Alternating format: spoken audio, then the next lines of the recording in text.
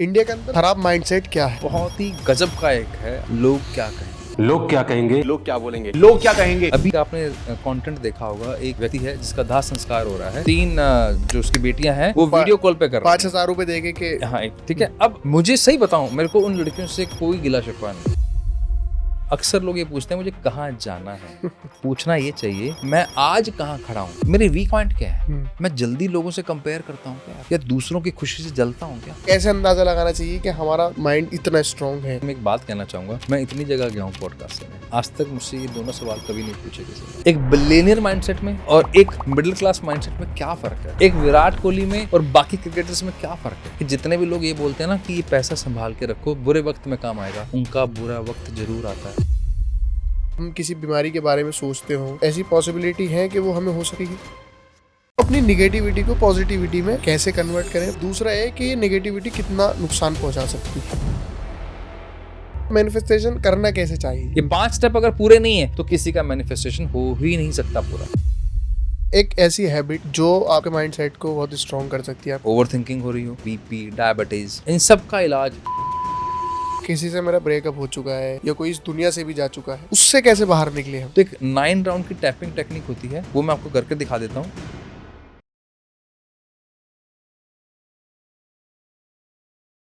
विकास नागरू जी का बहुत बहुत स्वागत है मेरे पॉडकास्ट पे। बहुत बहुत शुक्रिया सर मुझे वक्त देने के लिए। Thank you so much Asad भाई, आपके मैंने चैनल देखा है और सच बताऊं तो मेरी ही इच्छा थी कि इस चैनल पे मैं आऊं। Thank you so much inviting me. Thank you Vikas ji. मेरा सबसे पहला सवाल तो सब लोगों के लिए ही होगा कि इंडिया के अंदर सबसे बुरा, सबसे खराब माइंडसेट क्या है लोगों का इंडिया में जी? बहुत ही गजब का एक है और मुझे लगता है हर दूसरा व्यक्ति इंक्लूडिंग बच्चे, बड़े तो हैं ही, बच्चे भी एक लाइन बहुत बोलते हैं और आपने बहुत सुनी होंगी, लोग क्या कहेंगे। मैं जब अपने घर में होता हूँ, कई बार मैं अपने बेटे से बात करता हूँ जो कि सिर्फ 16 साल का है, शायद आप भी इससे कनेक्ट कर पाएंगे जी, क्योंकि आप भी ज़्यादा 20-25 साल के हैं। तो मैं उसको बोलता ना यार अपन ये वाला काम करते हैं या एक बार जाके इस तरह बात करते हैं, वो मेरे बारे में क्या सोचेगा। मैं कहा कौन वो, मैं कहा वो का नाम तो बता, कि वो मतलब लोग मेरे बारे में क्या सोचेंगे। मैं कहा जो जानते ही नहीं मुझे तो उससे क्या फ़र्क पड़ता है। और मैंने बहुत सारे लोगों को देखा है जो सिर्फ इस चक्कर में काम नहीं कर पाते कि लोग मेरे बारे में क्या सोचेंगे। और इंटरेस्टिंग ये है, आयरनी इसके अंदर ये है कि लोगों को पता ही नहीं आपके बारे में, लोग आपके बारे में सोच ही नहीं रहे हैं। आपको एक इंटरेस्टिंग फैक्ट बताता हूँ, ये खाली भारत की बात नहीं है। एक नर्स हैं जिन्होंने बहुत अच्छी बुक लिखी है, the last 5 regrets of my death, ऐसे कुछ करके उसका नाम है। मतलब उस नर्स का काम होता था उन पेशेंट्स का ध्यान रखना जो मरने वाले हैं, अभी डेथ बेड पे हैं, 2, 4, 5, 10 दिनों में मर जाएंगे, तो उसका काम होता था ये। मैंने सुनी है ना, सुनी है आपने। तो उसमें क्या है, जब वो महिला अपने पेशेंट्स से होती थी, बात करती थी, तो पेशेंट्स ने 5 तरह के ऐसे रिग्रेट बताया। जो सबसे पहला था ना, आपको जानकर बड़ा ताज्जुब होगा, उसमें यही था कि जो सबने, मतलब एक नहीं सभी ने एक रिग्रेट जरूर बोला कि यार काश अगर मुझे दोबारा मौका मिले ना, मैं ज़िंदगी को अपने तरीके से जीना चाहूँगा। मैंने सारी ज़िंदगी उस तरीके से जी कि मेरे बारे में लोग क्या सोच रहे हैं, मेरे बारे में लोग क्या कह रहे हैं, मेरे बारे में क्या राय बना रहे हैं। हम अक्सर अपने सारे के सारे डिसीजन, इवन मैं अगर बच्चों से शुरू करूँ, 10th के बाद सब्जेक्ट क्या लेना है, अगर मैंने आर्ट्स ली तो लोग मेरे बारे में बात बनाएंगे कि मैं कमज़ोर हूँ। माँ बाप कहते हैं अगर तूने आर्ट्स ले ली तो हम दूसरों को कैसे बताएंगे कि तूने आर्ट्स ली है। और ये किस्सा अभी हुआ है हमारे घर में। अच्छा। क्योंकि मेरे बच्चे के मार्क्स ठीक थे तो हमसे स्कूल वाले पूछते हैं सर पीसीएम दिलवा दो। मैं कहा क्यों दिलवा दो, कि सर उसमें ज़्यादा स्कोप है और सर्कल भी ठीक बनेगा। मैंने कहा इसका मतलब ये हुआ कि जितने भी भारत में आईएएस घूम रहे हैं उनका सर्कल खराब है और वो सारे पीसीएम से निकले हैं। ये कौन, मतलब हम लोग डिसाइड किस चीज़ से करते हैं। मतलब मेरे पास एक दोस्त का फ़ोन आया, बड़ा इंटरेस्टिंग था, विकास में गाड़ी लेनी है। मैं कहा बहुत अच्छी बात है, मुबारकें, ले लो गाड़ी। कि गाड़ी मैं कंफ्यूज हो रहा हूँ, एक सोच रहा हूँ मैं 15-16 लाख का बजट है मेरा, मैं गाड़ी एक ढंग की ले लेता हूँ और अपना काम चल जाएगा। फिर मैं सोचता हूँ मेरा रोज का यार मेरे को आना जाना है, तो मैं गाड़ी एक ऐसी गाड़ी ले लेता हूँ जो छोटी हो, हैचबैक टाइप की, 5-6 लाख रुपए में आ जाए, और एक गाड़ी में दिखाने के लिए ले लेता हूँ। मैं कहा ये क्या चीज़ है क्या यार, वो छोटी गाड़ी से जाएंगे ना तो फिर लोग आपको जज करते हैं। ऐसी एक और मित्र हैं कि सर आप कहीं जाते हो ना तो मेरे साथ एक और थे, तो उनको बोले कि आप ना अपनी सोसाइटी का नाम मत बताया करो। मैं कहा क्यों? कि वहाँ पे से ना सिर्फ मिडिल क्लास लोग रहते हैं, और आप जब जिस सोसाइटी में जा रहे हो वहाँ पर ना हाई नेटवर्थ वाले लोग हैं, तो आपको जज करेंगे। अच्छा, मैं क्या कहा आप वाह, उस सोसाइटी से आ रहे हैं? मतलब लोग कैसे जज करते हैं, उसका पैरामीटर क्या बना रखा है कि हम लोगों को एक सिग्निफिकेंट चीज़ों से, आपके हाथ में घड़ी कैसी, आपने कपड़े कैसे पहने हुए हैं, आपके पास गाड़ी कौन सी, इस तरह से देखते हैं। और इसी चक्कर में लोग ना मेरे बारे में कुछ बोलें, हम खर्चा करते हैं, एक्स्ट्रा स्पेंड करते हैं, अपनी पॉकेट से बाहर जाके जी। करते हैं। एम आई राइट और रॉन्ग? राइट। शौक पूरा करना एक अलग बात है, एक सिर्फ इसलिए खर्चा करना, इसलिए लोगों के क्रेडिट कार्ड के बिल्स कैसे मैं आते हैं, बहुत सारे लोगों को मतलब रिलेट कर रहा रिलेट हूँ कर इस, पा रहे होगे ना? क्योंकि तो मैंने देखे हैं अपनी लाइफ में बहुत सारे ऐसे लोग। इसी वजह से जो सोशल मीडिया पे जो लाइफ दिख रही है, जो रियल लाइफ है, उसमें अंतर क्यों है? क्योंकि मुझे वैलिडेशन चाहिए कि मैं सोशल मीडिया पे आकर बहुत अलग तरह से बात कर रहा हूँ, या मैं बहुत सिग्निफिकेंट चीजें पहन रहा हूँ, बढ़िया से बढ़िया सूट गाड़ियां दिखा रहा हूँ। क्यों कर रहा हूँ? क्योंकि I need validation from you and for my society कि भाई मेरे बारे में बात करो, I am a successful person. क्यों? सफलता के मायने हमारे यहाँ पर इस चीज से हैं, आपको बचपन से सिखाया जाता है। हम्म। क्या सिखाया जाता है बचपन से आपको? आपके अगर मार्क्स अच्छे हैं तो आप समझदार हो, अगर आपकी अच्छी रैंक आ रही है मतलब आप अच्छे हो। तो हमारे पास हो गया ना। अब देखो ये सारी ट्रेनिंग का असर क्या पड़ रहा है, मैं उसको भी आपको रिलेट करूंगा रियल टाइम एक एग्जांपल के साथ। आपको ये बताया जाता है कि भैया तू ढंग से पढ़ ले, तभी ढंग का घर खरीद पाएगा, तभी तू बड़ी गाड़ी खरीद पाएगा, तभी तू अपनी पसंद की 5-10 लाख रुपए वाली मोटरसाइकिल खरीद पाएगा, तभी तेरे को लड़की मिलेगी। और लड़की को क्या बोला जाता है, अगर तू पढ़ी नहीं ना तो फिर तेरे को घर का काम करना पड़ेगा। पहले घर का काम करना एक अच्छी बात मानी जाती थी, अब अरे घर का काम करना पड़ेगा, झाड़ू पोछा करना पड़ेगा। तो हमारी सब चीज़ें बदलती जा रही हैं, और उसका असर क्या पड़ रहा है? अभी एक आपने कंटेंट देखा होगा, एक व्यक्ति है जिसका दाह संस्कार हो रहा है, और तीन जो उसकी बेटियां हैं वो वीडियो कॉल पे कर रही हैं। 5,000 रुपए देके के। हाँ ठीक है। अब मुझे सही बताऊं, मेरे को उन लड़कियों से कोई गिला शिकवा नहीं है। अच्छा। क्यों मैं जज करूं उन्हें? वो हमारे समाज का आईना है भाई।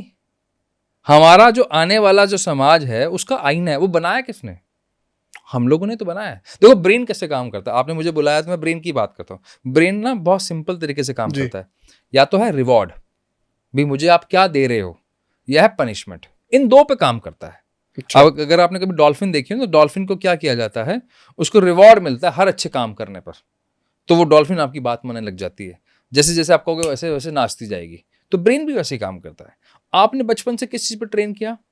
रिश्तों को रखो साइड में, मार्क्स अच्छा नहीं चाहिए, पहले पढ़ाई करो, पहले ये काम करो, पहले प्रैक्टिकल हो जाओ, सिर्फ अपने बारे में सोचो, दोस्ती वोस्ती कुछ नहीं है, रिश्तेदार कुछ नहीं है, सिर्फ अपने बारे में सोचो, मामा के लड़के की शादी है, नहीं पहले एग्जाम दो।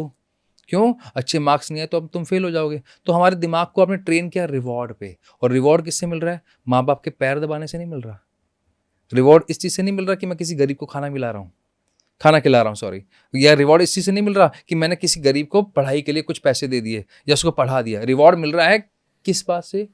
कि मुझे 10th में 8th में या फिर मेरी जॉब में बोनस मिला क्या, सैलरी अच्छी मिली क्या, या मैं बाहर घूमने जा रहा हूँ क्या। हम लोगों को दिखाने के चक्कर में ऐसे बहुत सारे काम करते हैं जिसकी वजह से हमने अपनी अंतरात्मा की आवाज़ सुननी बंद कर दी, और हमारा ब्रेन जो है उस पर फाइन ट्यून होता जा रहा है।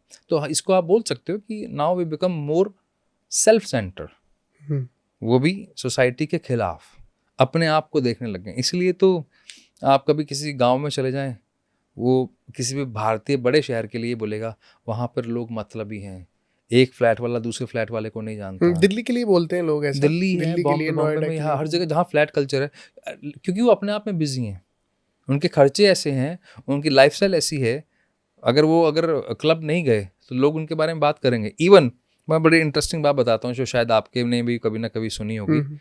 जब मैं दिल्ली आता था, जब मैं 25-26 की उम्र में, जब बैंक में होता था, तो यहाँ पे क्लबिंग में जाते थे सब, तो मैं पीता नहीं था। क्या करेगा ऊपर जाके, क्या भगवान को जाके जवाब देगा? ना तू खाता है, ना तू पीता है, ना तू इधर उधर मुंह मारता है, तो फिर तू किस लिए आया है तू? तो हमें इस तरह से जज किया जाता है, और इस चक्कर में कई बार हम लोग मेरे बारे में राय ना बनाए तो लेट्स स्मोक, कम से कम स्मोक तो कर ही लेते हो। मेरे बारे में राय ना बनाए तो लेट्स ड्रिंक, मेरे बारे में राय ना बनाए तो बाकी के भी काम कर लेते हैं जो अनएथिकल है। इसी वजह से भारत में सबसे बड़ा जो रोग है वो है क्या कहेंगे लोग। अच्छा विकास जी, ये आपने मुझे बता दिया कि ये सबसे बड़ा रोग है, और ये हकीकत में सबसे बड़ा रोग है कि लोग क्या कहेंगे। इससे बाहर कैसे निकले हम? ये मुझे बहुत आज interesting। सबसे इसका जवाब जानना है, क्योंकि ये तो मैंने बहुत बार सुन लिया कि लोग क्या कहेंगे ये, और ये होता है। क्योंकि जब मैंने पॉडकास्ट स्टार्ट किया था तो चाहे 0.1% हो, लेकिन मेरे मन में भी थी ये चीज़ कि यार अगर थोड़ा बहुत भी धराधर हुआ तो मतलब लोग मजाक बनाएंगे या जो भी करेंगे। लेकिन मैं आपसे इसका आंसर जानना चाहूंगा कि इससे बाहर कैसे निकले हम। बहुत इंटरेस्टिंग असद भाई, लेकिन मैं एक बात कहना चाहूँगा।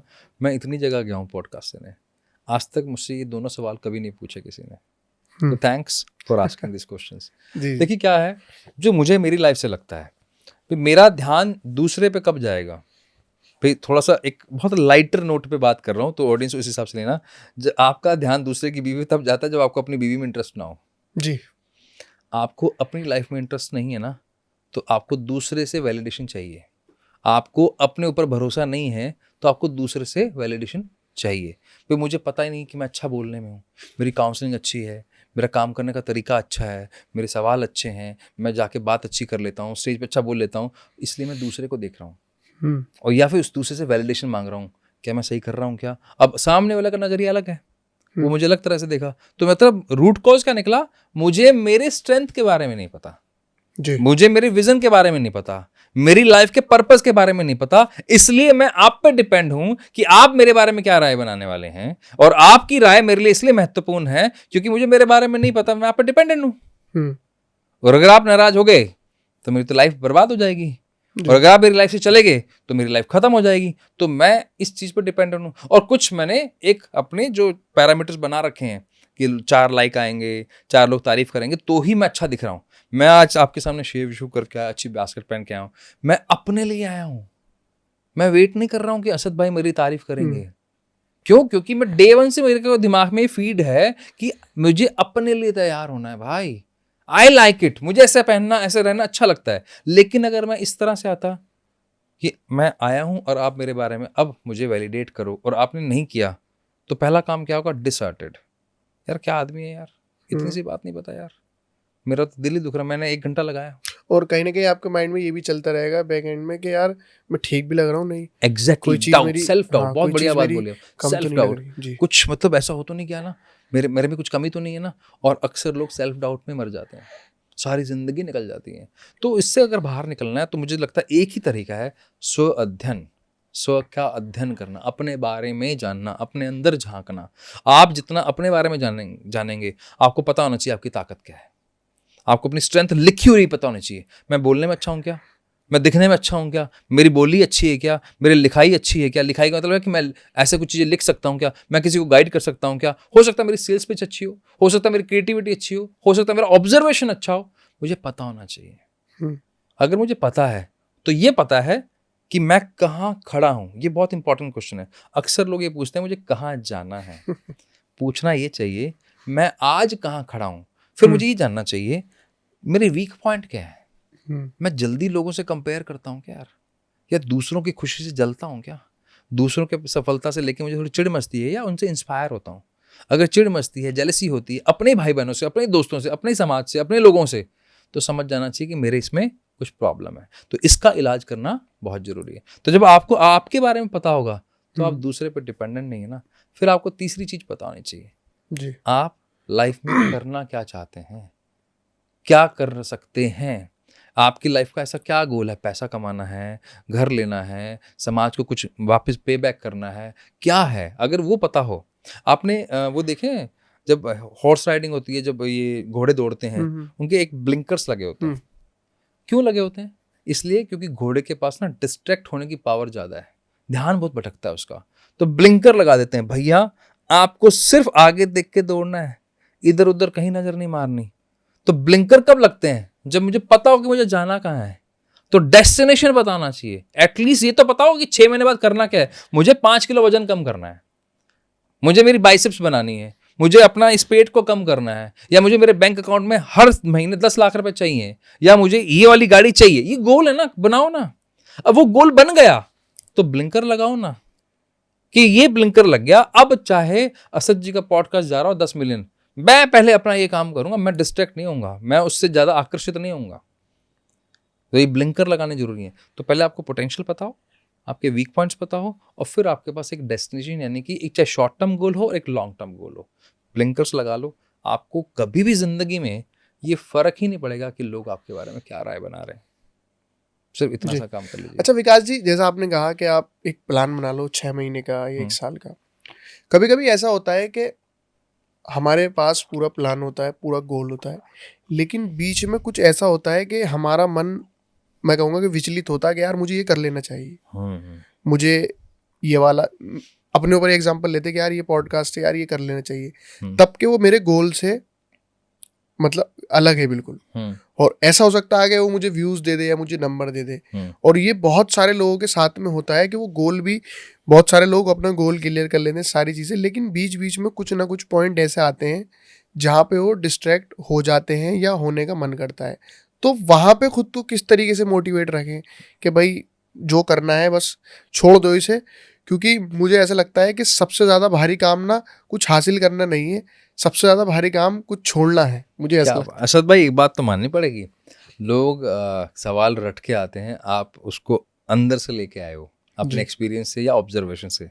ये तो आपको ज़्यादा पता होगा, लेकिन ये चीज़ें दिख रही हैं। जी जी। देखिए, एक रिच माइंडसेट एक पुअर माइंडसेट में क्या फ़र्क है? एक बिलियनियर माइंडसेट में और एक मिडिल क्लास माइंडसेट में क्या फ़र्क है? एक विराट कोहली में और बाकी क्रिकेटर्स में क्या फ़र्क है? विराट कोहली क्यों बना? बाकी भी तो खेल रहे हैं, बाकी बुरा थोड़ा ना खेल रहे हैं, उससे अच्छा खेलने वाले बैठे हैं, अच्छी टेक्निक के साथ बैठे हैं। क्योंकि विराट कोहली ने एक बहुत अच्छी बात बोली है, जो कि मुझे लगता है हर बिलियनियर पर, हर स्पोर्ट्समैन पर, हर सफल व्यक्ति के अंदर ये पाई जाती है, वो है कंसिस्टेंसी।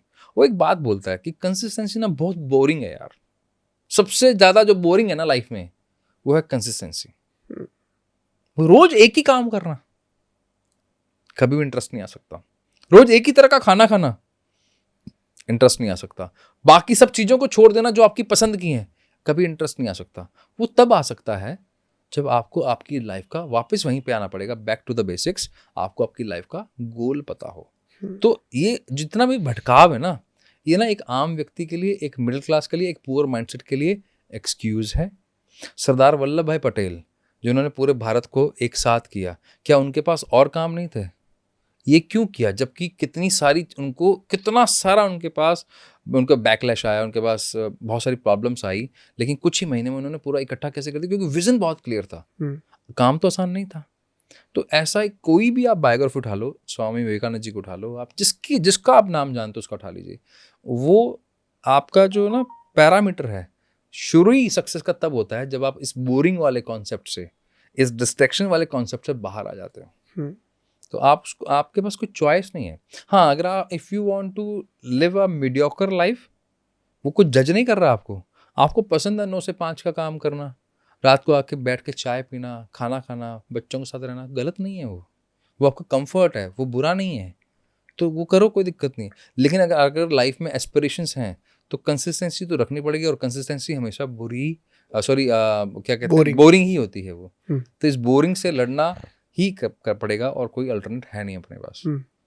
तो इसका एक ही आंसर है, कंसिस्टेंट, दैट्स इट जी। अच्छा विकास जी, एक सवाल और था मेरा कि हमारा जो माइंड है, जो दिमाग है, वो काम किस तरीके से करता है? मतलब एक नॉर्मल सवाल ये होता है ज़्यादातर कि अमीर लोग कैसे सोचते हैं, गरीब लोग कैसे सोचते हैं, लेकिन मुझे ऐसा लगता है कि आपका और मेरा दिमाग सेम है। आपकी और मेरी परवरिश में फ़र्क हो सकता है कि आप किस तरीके का सोच रहे हैं, मैं किस तरीके का सोच रहा हूँ। क्योंकि ज़्यादातर लोग जो सोचते हैं वो अपने फैमिली के हिसाब से ही सोचते हैं। किसी की फैमिली बिजनेस वाली फैमिली है तो वो ना चाहते हुए भी फैमिली के बिजनेस के बारे में ही सोचेगा।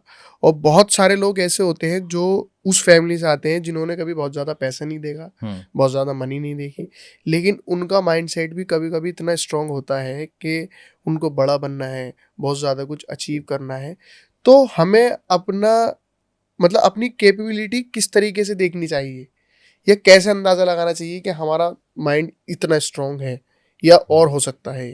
देखिए, इसमें तो कोई डाउट नहीं है कि कुछ आपके डीएनए से आता है, यानी कि जेनेटिक्स, बाकी सब कुछ आपके एनवायरनमेंट से आता है, और जो थर्ड है सबसे इम्पॉर्टेंट, वो आपकी विल पावर, यानी आप कितना उस पर एक्शन लेना चाहते हो। क्योंकि बहुत सारे ऐसे बच्चे हैं, ऐसे व्यक्ति जो बहुत ही गरीब तबके से आए हैं, जिनके पास किसी तरह की कोई रिसोर्सेस नहीं थे, कोई सुविधा नहीं थी, लेकिन इतना उन्होंने काम किया कि वो आज बिलियनियर्स हैं। एक को तो मैं ही जानता हूँ, मनमोहन योगी जी हैं, जयराम योगा के फाउंडर हैं। आज अगर उनकी जर्नी देख लोगे तो आपको समझ में आ जाएगा, स्लम से आया हुआ एक बच्चा और आज करोड़पति हो गया। पोर्शे लिए उन्होंने भी, अच्छा। और वो भी योगा से, मतलब योग सिखाकर। चलिए मैं दूसरा एग्जांपल देता हूँ, क्योंकि ये तो सफल व्यक्ति का है। एक व्यक्ति जो खुद अपने बारे में बता चुके हैं, इसलिए मैं उनका नाम ले देता हूँ, कोच BSR की बात कर रहा हूँ मैं, जो खुद कई बार बोल चुके हैं, जब उनका सब कुछ चला गया, सर के ऊपर लोन है और किस्त चुकाने के पैसे नहीं है, कर्जे के अंदर डूबे पड़े हैं, बैंक अकाउंट में पैसे नहीं है, तब आदमी क्या करेगा? आदमी लोन लेगा, किसी तरह उधार मांग के सब कुछ चुकाएगा, ऐसे ही तो करेगा। इसको बोलते हैं स्कैरसिटी माइंडसेट। लेकिन उस व्यक्ति का मैं माइंडसेट बताता हूँ आपको। वो व्यक्ति 4 लाख रुपए उधार लेता है, मतलब लोन तो है, और 4 लाख रुपए का दोस्तों से उधार मांगता है, और फिर एक सिंगापुर में जाकर एक कोर्स करने जाता है। 3 दिन का कोर्स है जिसकी फीस है 4 लाख रुपए, टोनी रॉबिन्स का। क्यों? कि यार मैं 4 लाख से 40 लाख बना लूंगा, समझ जाऊं एक बार, नहीं तो इस 10 लाख के, 15 लाख के, 1 करोड़ के लोन के नीचे दब के मर जाऊंगा। That is called rich mindset. तो आपका माइंडसेट, मतलब अगर आप ऐसे व्यक्ति, मान लीजिए आपके पास एक लिमिटेड मनी है, और एक व्यक्ति, एक एवरेज माइंडसेट का व्यक्ति क्या बोलेगा? संभाल के रख, बुरे वक्त में काम आएगा। और दूसरा व्यक्ति है, इससे मैं इस सेम अमाउंट को कैसे कमा सकता हूँ, इस अमाउंट को 10 गुना कैसे कर सकता हूँ, इस अमाउंट को 50 गुना कैसे कर सकता हूँ, मुझे वो सीखना है। और मुझे बड़ी अच्छी डेटा पता लगी मुझे अभी 2 दिन पहले ही, कि जितने भी लोग ये बोलते हैं ना कि ये पैसा संभाल के रखो, बुरे वक्त में काम आएगा, उनका बुरा वक्त जरूर आता है।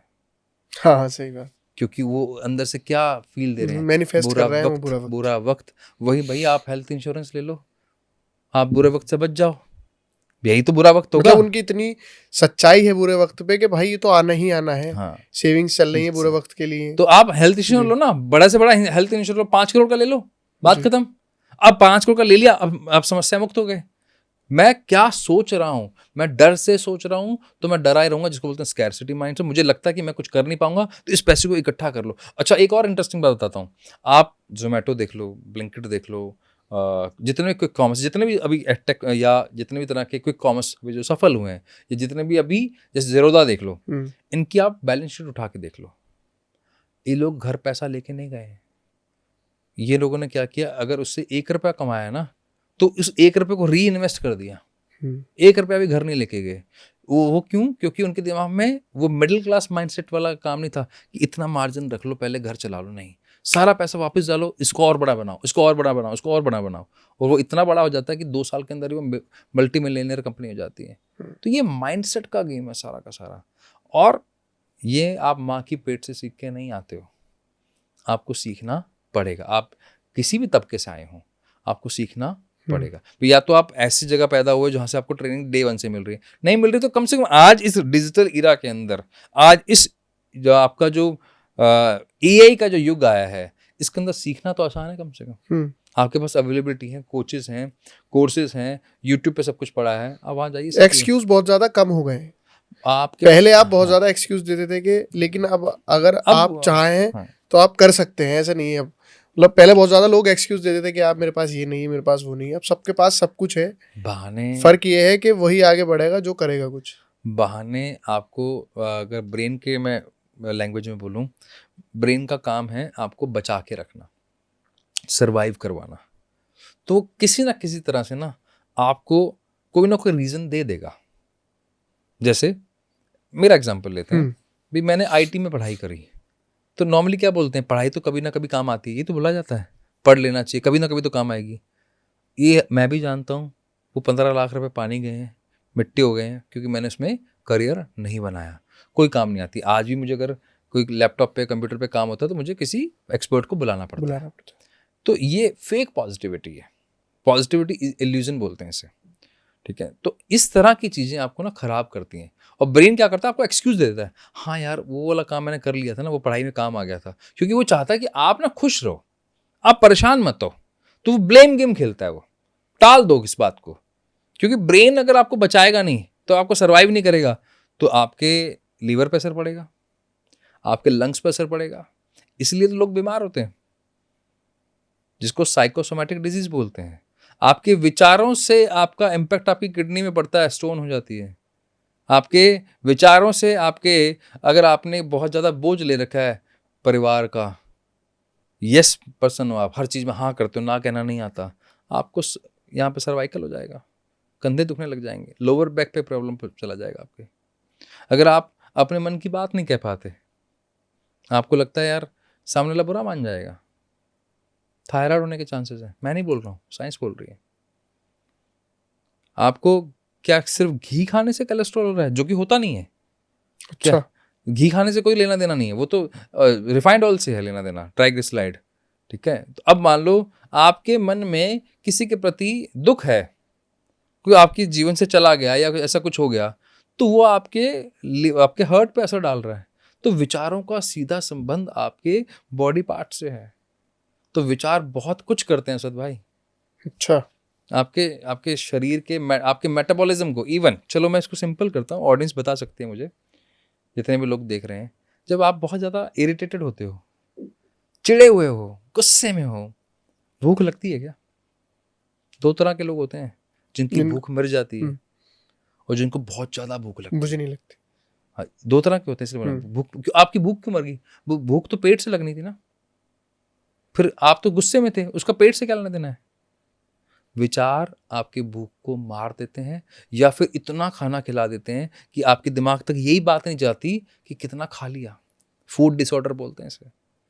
काम तो विचारों का था, खाना तो पेट में जाना था। इवन जो नई साइंस है, जो कि हम तो बहुत पहले से बोलते आए हैं, हमारे शास्त्र बोलते आए हैं, गट आपके नाभि के पीछे सबसे बड़ा ब्रेन है। ये तो बाद का है, ये सेकंड ब्रेन है जिसको हम पहला मान रहे हैं। गट आपके पेट से ही सब कुछ जुड़ा हुआ है। जैसे हम माँ के पेट में जुड़े होते हैं ना, वैसे ही हमारा पेट है, जो नाभि है, वो हमारा सेंटर पॉइंट है जिसको गट ब्रेन बोलते हैं। और वो गट अगर डिस्टर्ब हो गया तो आपकी सोचने समझने की शक्ति जाएगी, अच्छा नहीं सोच पाओगे, आप किस्मत को दोष दोगे, ऐसी बहुत सारी समस्याएं वहाँ से आती हैं। तो ये सारा गेम बहुत अलग लेवल पे चलता है जी। अच्छा, हमारा माइंड ऐसा पॉसिबल है कि हम कुछ मैनिफेस्ट करें और फिर सारी चीज़ें उस पर वर्क करने लग जाएं, या हम किसी बीमारी के बारे में सोचते हों तो ऐसी पॉसिबिलिटी है कि वो हमें हो सकती है अगर हम बहुत ज़्यादा सोच रहे हैं? मतलब कहने का मतलब ये है कि अगर हम किसी चीज़ के बारे में सोच रहे हैं बहुत ज़्यादा, तो उसके चांसेस होते हैं कि वो हो जाए हमारी लाइफ में। आप मुझे इसका जवाब देना, मैं आपसे पूछ लेता हूँ और ऑडियंस से भी पूछ लेता हूँ। क्या कभी ऐसा हुआ है आप किसी व्यक्ति के बारे में सोच रहे थे, उसका फ़ोन आ गया, फिर आप बोलते हैं तेरी लंबी उम्र है? ये क्यों बोलते हो फिर आप? या काफ़ी बार ऐसा हुआ है कि यार लाइट नहीं आ रही, या यार बारिश हो जाए, या मतलब बहुत सारे बार ऐसा हुआ है ना? और उसके बाद में हुआ कि यार इससे बेहतर तो मैं कुछ और मांग लेता। तो ये होता है। क्यों होता है? क्योंकि देखिए, अगर आप क्वांटम फिजिक्स में जाएंगे तो सब कुछ एनर्जी है। उस एनर्जी को अगर आप समझेंगे तो वो, जैसे मान लीजिए मैंने आपको कॉल लगाया जब मैं 5 मिनट लेट हो रहा था, मैं कॉल क्यों लगा पाया? मेरे पास आपके 10 के 10 नंबर हैं, 10 डिजिट्स होते हैं, तो मेरे पास वो डिजिट पूरे हैं। अगर उसमें एक भी डिजिट कम होता तो क्या मैं आपको कॉल लगा पाता? नहीं। अच्छा, मेरे पास नेटवर्क नहीं होता तो मैं क्या कॉल लगा पाता? नहीं। महंगे से महंगा फोन है लेकिन नेटवर्क नहीं तो कोई काम का नहीं है। नहीं। तो मेरा आपसे नेटवर्क कैसे बना, आपसे कनेक्शन कैसे बना? क्योंकि मेरे पास आपका नंबर था, फ्रीक्वेंसी थी मेरे पास। नंबर को समझूं तो मैं फ्रीक्वेंसी थी। ऐसी अगर मेरी फ्रीक्वेंसी जिस भी क्षण ऐसी है, जब उस यूनिवर्स की तो एक फ्रीक्वेंसी है ना, मैंने सोचा और वो फ्रीक्वेंसी सेट हुई, वो बात चली गई, और जैसे चली गई तो फिर वो बात पूरी हो गई, क्योंकि वो फ्रीक्वेंसी पे मैच कर रहा था। मैंने 98.3 लगाया तो बच गया रेडियो, क्योंकि मैंने फ्रीक्वेंसी सेट की। लेकिन मैंने 0.5 भी इधर की या 0.5 भी इधर की, वो शोर, वही गाना जो मेरे कानों को बड़ा मजा दे रहा था, आनंद दे रहा था, वही गाना चुभने लगेगा, क्योंकि फ्रीक्वेंसी सेट नहीं हुई। तो जब आपकी फ्रीक्वेंसी सेट होती है तो आपके लिए मैनिफेस्टेशन करना आसान हो जाता है। लेकिन आपने जो सवाल पूछा वो बड़ा इंटरेस्टिंग है। तो मैनिफेस्टेशन का मतलब, मैनिफेस्टेशन और कुछ नहीं है, आपकी अपनी कैपेबिलिटी को बढ़ाना है। जैसे आपके लाइफ में कोई ना कोई 2-4 ऐसे लोग होंगे, या आपने अपने धर्म में या कहीं सुना भी होगा, यार इनकी जुबान बड़ी पक्की है, जुबान काली है। कई बार नेगेटिव में बोल देते हैं काली है, या ये बोल देते हैं यार इसका बोला हुआ सच होता है। या जो पुराने हमारे संत, सूफी, फकीर जितने भी लोग होते हैं, यार इनका आशीर्वाद ले लो, इनकी बातें सत्य हो जाती। क्यों हो जाती हैं? क्योंकि उन्होंने अपनी कैपेसिटी को इतना बढ़ा लिया कि उनकी वाणी के अंदर, उनके शब्दों के अंदर वो प्रभाव आ गया कि जो बोलेंगे, क्योंकि उनको वो बहुत जल्दी कनेक्ट कर पाते हैं। मतलब यूँ बोल लीजिए समझने के लिए, they are very good listener. जैसे अपनी लाइफ में होता है ना, यार उसको फ़ोन लगा, उसका पुलिस में भी लाइजन है, नेताओं के साथ भी है, पॉलिटिक्स में भी हर जगह है। ऐसे ही वो लाइजनर है, उनका ना सीधा भगवान के साथ, उस अल्लाह के साथ सीधा डायरेक्ट कनेक्शन है, तो वो जल्दी कनेक्ट कर लेते हैं। क्यों? क्योंकि उन्होंने कैपेसिटी अर्न की है। तो आप कैपेबिलिटी बढ़ा लो, आपका मैनिफेस्टेशन अपने आप हो जाएगा। बहुत आसान है फिर वो। अच्छा, मैनिफेस्टेशन करना कैसे चाहिए? हाँ। क्योंकि ऐसा होता है कि लोग कहते हैं, क्योंकि ज़्यादातर लोगों ने मैनिफेस्टेशन के यही सोचा है कि आप सिर्फ पॉजिटिव रहिए, अपने करियर के बारे में सोचिए। लेकिन ऐसा होता है, मुझे ऐसा लगता है कि मैं घर पे बैठकर रील स्क्रॉल करता रहूँ, अच्छी अच्छी रील देखता रहूँ और ये मैनिफेस्ट करता रहूँ कि हाँ ये गाड़ी लूँगा, ये लूँगा, तो मुझे तो नहीं लगता कि वो मैनिफेस्ट करके कोई फ़ायदा होगा। ऐसा ज़रूर हो सकता है कि उसकी वजह से आप अपनी लाइफ में कभी कुछ कर ही ना पाएँ।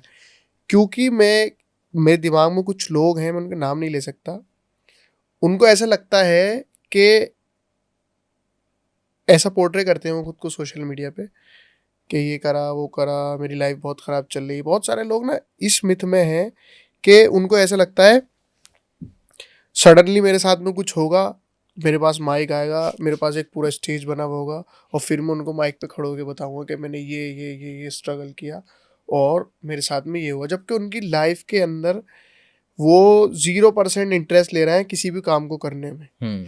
तो वो लोग तो फिर गलत चीज मैनिफेस्ट कर रहे हैं।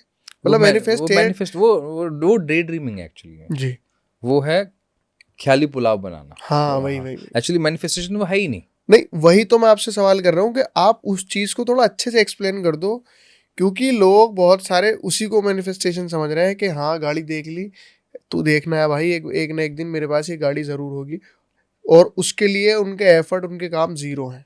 इसका तो ना एक वो पूरा भी सर्कल है, मैनिफेस्टेशन जी, उसको समझते हैं, मतलब पॉइंट टू पॉइंट समझ में आ जाएगा।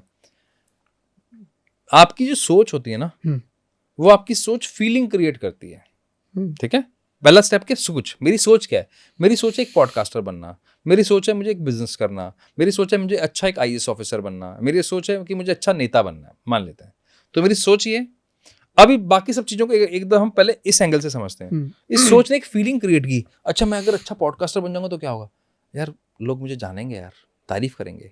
अच्छा पॉलिटिशियन बन जाऊंगा तो क्या होगा यार, मुझे समाज सेवा करने का मौका मिलेगा। अच्छा IAS ऑफिसर बन जाऊंगा तो यार भाई लाल बत्ती की कार आएगी, एकदम पावर हाथ में आ जाएगी, घर वालों को बड़ा अच्छा लगेगा। तो उससे फीलिंग क्रिएट किया, सोच ने एक फीलिंग क्रिएट किया। अब फीलिंग ने क्या क्रिएट किया? फीलिंग ने क्रिएट किया डिसीजन मेकिंग पावर। अब यहाँ पर अगर आप मिस कर गए, मतलब आपने कोई डिसीजन नहीं लिया, डिसीजन था अच्छा पॉडकास्ट करना है, चलो एक काम करते हैं, स्टूडियो जाते हैं, पूछ के आते हैं कैसे सिस्टम होता है, कैसे कैमरा होता है, गेस्ट कैसे बुलाते हैं, कैसे बात करते हैं। अगर मुझे IAS ऑफिसर बनना है तो कहाँ पर इसकी स्टडी होती है, कितनी देर पढ़ना पड़ेगा, क्या करना पड़ेगा, पॉलिटिक्स में जाना है तो उसके लिए क्या करना पड़ेगा। तो मैंने डिसीजन लिया, तो डिसीजन लिया, इस डिसीजन को क्योंकि मेरी सोच से और फीलिंग से कनेक्टेड था तो मेरी हैबिट में आया। आज आऊँगा, कल फिर दोबारा आऊँगा। असद आज इतना अच्छा क्यों कर पा रहे हैं? क्योंकि वो हर हफ्ते पॉडकास्ट कर रहे हैं, तो रिपीट कर रहे हैं। तो रिपीट करने से क्या हुआ? आपकी हैबिट बन गई। अब हैबिट क्या बनती है? जब आपकी हैबिट बन जाती है तब बनता है आपका फ्यूचर। तो सोच के से लेके फ्यूचर तक जाना है तो बीच में क्या आ रहा है? एक्शन। अब एग्जाम्पल के तौर पे इसको दोबारा समझते हैं। सोच मेरी है मुझे पॉलिटिक्स में जाना है, मुझे पब्लिक स्पीकर बनना है, पॉडकास्टर बनना है। फीलिंग भी बहुत अच्छी है, वाह बन जाऊंगा, लोग मेरे बारे में तारीफ करेंगे, मेरे बारे में बातें करेंगे और बहुत शानदार लाइफ हो जाएगी, लोग मेरे आगे पैर छुएंगे। एक्शन, एक्शन मैंने कुछ लिया ही नहीं, ना मैंने पब्लिक स्पीकिंग का कोई कोर्स लिया, ना मैं किसी से सीखने गया, वो बैठे बैठे ही मैंने अपने विचार बना लिए। तो मेरा जब डिसीजन वाला पार्ट कट गया तो क्या वो मेरी हैबिट में आएगा? नहीं। मेरी हैबिट में क्या आया? सिर्फ बैठे बैठे सोचना। और जब मैं खाली बैठे बैठे सोच रहा हूं तो मेरा फ्यूचर क्या बनेगा? डे ड्रीमर का फ्यूचर वही बनेगा मेरा। ये फिर पूरा सर्कल बनता है। मेरा फ्यूचर जो मेरा कल वाला जो फ्यूचर है वो आज का प्रेजेंट ही तो है। आज बैठ के क्या कर रहा हूं मैं? Day dreaming. यानी कि बैठे बैठे यहां से बैठे बैठे मैंने दिमाग में सोचा, प्लानिंग कर ली, पूरा विजुलाइज कर लिया, ऐसा घर ये वो, उसके लिए एक्शन लिया नहीं, तो मेरे ब्रेन ने मान लिया कि यही सत्य है। इससे ज्यादा उसी में मेरे को मजा आ रहा है और मुझे एक्शन लेना ही नहीं है अब। तो उनके लिए वो डे ड्रीमिंग है। मैनिफेस्टेशन के अंदर तो राइट डायरेक्शन में आपको एक्शन लेना पड़ेगा। ये थर्ड पिलर है, तभी आपका फोर्थ बनेगा, तभी आपका फिफ्थ, फाइनली आपके मैनिफेस्टेशन पूरा होगा। ये 5 स्टेप अगर पूरे नहीं है तो किसी का मैनिफेस्टेशन हो ही नहीं सकता पूरा, वो डे ड्रीमिंग ही कहलाएगा। जी। अच्छा विकास जी, ये कहते हैं कि अभी हमने पिछले आईपीएल में देखा था, तो अभिषेक शर्मा आईपीएल जैसा आते थे तो वो पेपर पे लिख कर लाए। तो मतलब और बहुत सारे मैंने क्रिकेटर हों या बहुत सारे बड़े बड़े लोग हों, मैंने उनके मुंह से भी ये चीज़ सुनी है कि लिखना चाहिए। मतलब जो आप लिखते हैं तो वो ज़रूर होता है। तो उस पे आप कितना वो रिलाय करते हैं ना? रियलाइज? इसको साइंटिफिकली समझेंगे जी। वैसे तो एक रिसर्च है 2025 जब दिसंबर, हर साल का जो दिसंबर आता है उसमें लगभग आधी दुनिया एक रेजोल्यूशन लेती है कि अगले साल हम ये करेंगे, 1 तारीख से 1 तारीख से ये हो जाएगा, और सीरियसली वो करना शुरू करते हैं। लेकिन उसके अंदर एक रेशो है 82% का, जो पहले 7 दिन में ये भूल जाते हैं कि हमने क्या सोचा था। अच्छा। पहले 7 दिन में ये ही भूल जाते हैं कि क्या सोचा था, क्या प्लान किया था। फिर उसमें से जो बच गया 18% के अंदर में से भी लगभग पहले 3 महीने में यानी कि मार्च तक लोग आउट हो जाते हैं क्योंकि उनसे हो नहीं पाता। जो बच गया 9% है, 9 या 8% के आसपास का जो परसेंटेज है, उसमें से 6% लोग लगभग 6 महीने करते हैं और क्विट कर जाते हैं। 3% वो लोग होते हैं जिन्होंने अपने गोल्स को लिखा होता है। अब लिखता कौन है? जैसे आपके दिमाग में 1000 विचार आते हैं, एक आम इंसान को लगभग 65,000 विचार आते हैं पूरे दिन में, ठीक है? उसके साइकिल को ब्रेक करेंगे तो 3 ही तरह के विचार हो सकते हैं। तो 65,000 विचारों में से आपको सब याद रहते हैं? नहीं। अब आपने यहाँ पे प्लान बनाया बैठे बैठे, वो तो याद नहीं रहेगा, लेकिन आपने जो लिखा तो आपका पैराइटल लोब लगता है ब्रेन के ना, 5 हिस्से लेफ्ट में, 5 हिस्से राइट में। जब आप देखते हो तो ऑसिपिटल लोब लगा, जब आप विचार करते हो तो आपका फ्रंटल कॉर्टेक्स लगा, 3 हिस्से लगे, जब आप उसको बोल लेते हो तो आपके 2 हिस्से और लगते हैं, टेम्पोरल लोब, और जब आप लिख लेते हो तो पैराइटल लोब और लगता है। तो आप ब्रेन के जब 6 हिस्से यूज करोगे तो ब्रेन मानेगा यार ये सीरियस है, यार इस बात को लेके ये सीरियस है, तो मैं आपकी हेल्प करता हूँ। ब्रेन कौन है? आपके लिए स्लेव है, वो आपकी बात को पूरा करने का उसका काम है, वो आपकी हर बात को पूरा करेगा, लेकिन कौन सी? जिसको लेकर आप सीरियस हो। अब सीरियस कब हो? 65,000 विचारों में से आपने 2 विचार लिखे, इसलिए आप सीरियस हो। उसको भी पता चलिए कि बहुत इंपॉर्टेंट, और इसलिए वो आपके लिए रेड कारपेट बिछाए। वो कौन है? लाइजनर है आपका। अब आपके लिए बाकी सब चीजें करने लगा, आपके लिए इवेंट करवाएगा। और आपने लिख लिया तो आपने क्या किया? आपने ब्लिंकर्स लगा लिए कि यही गोल है, बाकी सब जो कहानी सुनी ना अर्जुन वाली मछली की आंख, वो ऐसा तो नहीं कि सब कुछ दिख नहीं रहा था, ब्लिंकर्स थे, था सब कुछ, मैंने नहीं देखा, मुझे नहीं देखना, मेरा काम यह है कि मेरा ध्यान इधर ही है बस, बाकी कहीं और ध्यान नहीं है।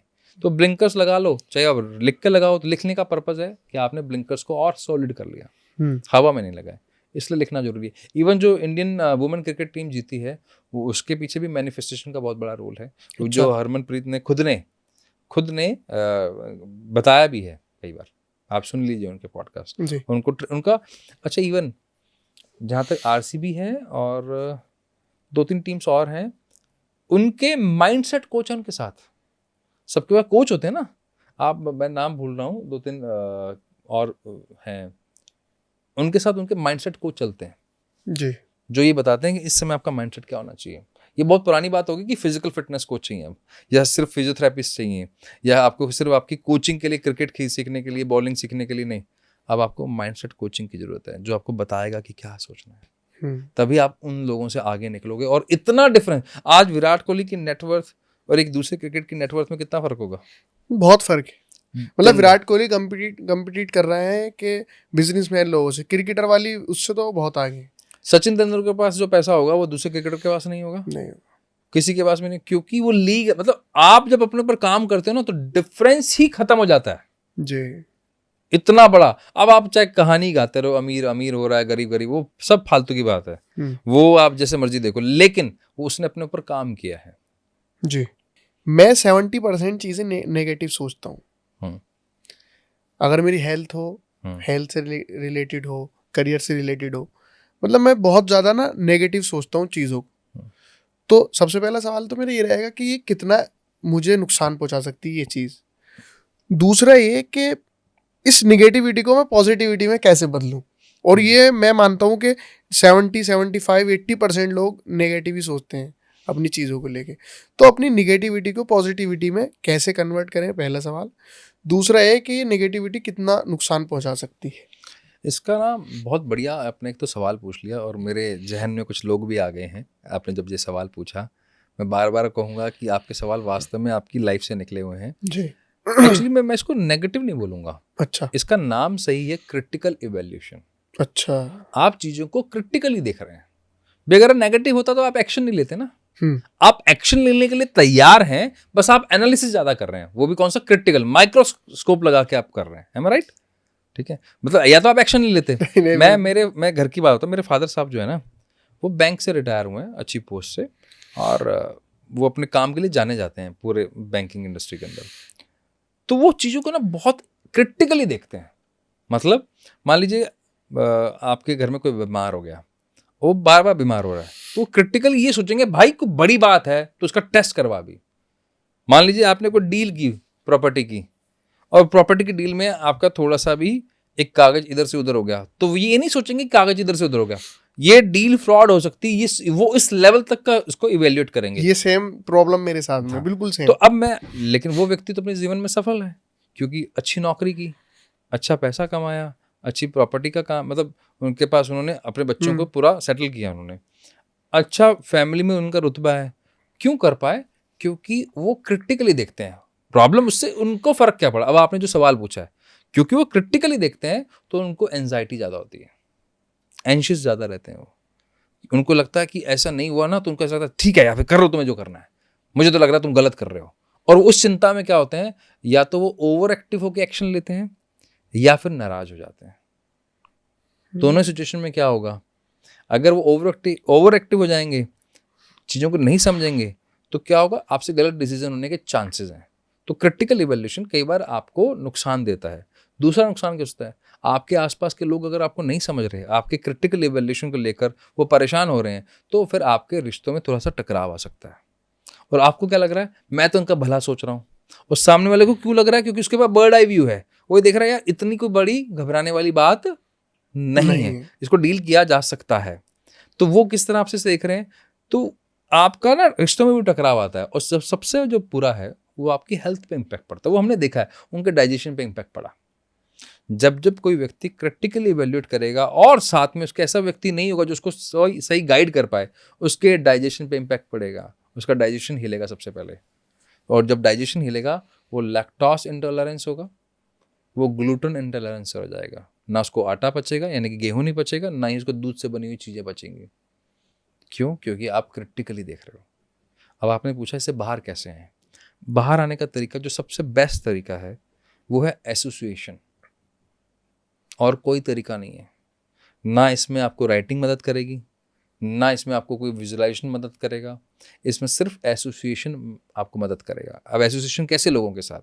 ऐसे लोगों के साथ जो आपको काउंटर करने का हक रखते हो, ऐसे लोगों के साथ जो आपसे सवाल पूछने का हक रखते हो, ऐसे लोगों के साथ जो आपसे ज्यादा मेंटली स्ट्रांग हो और ज्यादा उनके पास एक्सपीरियंस हो। मेरे साथ प्रॉब्लम पता है क्या है, मैं अगर किसी से बात करता हूँ तो वो मुझे सेटिस्फाई नहीं कर पाता। हाँ, उसका मैं कारण बताया था, जबकि मैंने अभी तक आपके फिंगरप्रिंट नहीं देखे हैं।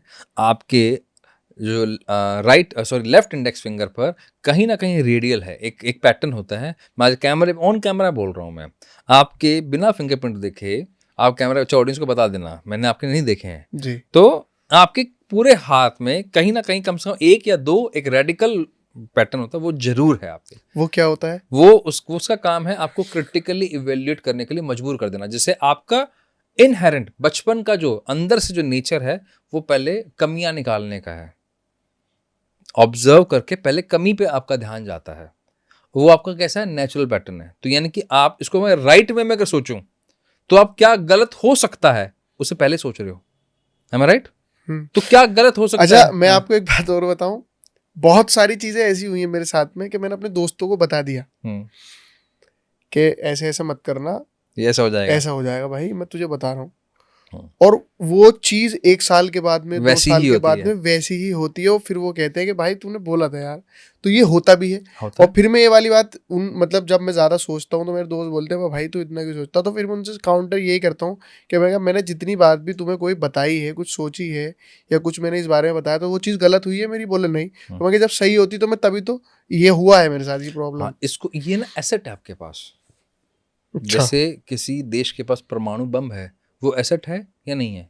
एसेट है, लेकिन डिपेंड इस बात के करता है कि उसकी सिक्योरिटी कैसी है। अगर उसकी खुद की सिक्योरिटी वीक है तो उसके लिए क्या वो लायबिलिटी है? जैसे हमारे पड़ोसी देश के साथ हो रहा है। जी जी जी जी जी। सेम विद यू, आपके पास एसेट क्या है? Critical evaluation. आपको एक इंटरेस्टिंग फैक्ट बताता हूँ, जितने भी क्रिटिकल इवैल्यूएशन वाले लोग हैं वो पूरे वर्ल्ड वाइड 3% से ऊपर नहीं है। अच्छा। तभी तो आप क्रिटिकल इवैल्यूएट कर रहे हो। मान लीजिए मैं आपकी बात से पहले ही मान जाऊं, तो मेरे में और आप में फर्क क्या है? आप अलग क्यों हैं? क्योंकि आपका ब्रेन का डिजाइन पैटर्न जिसको बोलते हैं हम, वह ब्रेन का डिजाइन बाय बर्थ ही ऐसा मिला है आपको। तो आपका नेचर कैसा है? पहले नेगेटिव देखना। इसलिए मैं आपको एक लिख कर बात दे रहा हूं, आपको लिख कर, मतलब आपको कैमरा ऑन कैमरा बोल रहा हूं। आपके सवाल हमेशा, अब आपने मुझे रीजन दे दिया इसको बोलने का, आपके सवाल हमेशा औरों से अलग होंगे। क्यों? आप नोट कर लेना क्यों। क्योंकि आप लोगों को ऑब्जर्व करते हो माइक्रोस्कोप लगाकर। तो इसलिए सवाल आपके जो लिख के भी लाओगे वो चेंज होते जाएंगे।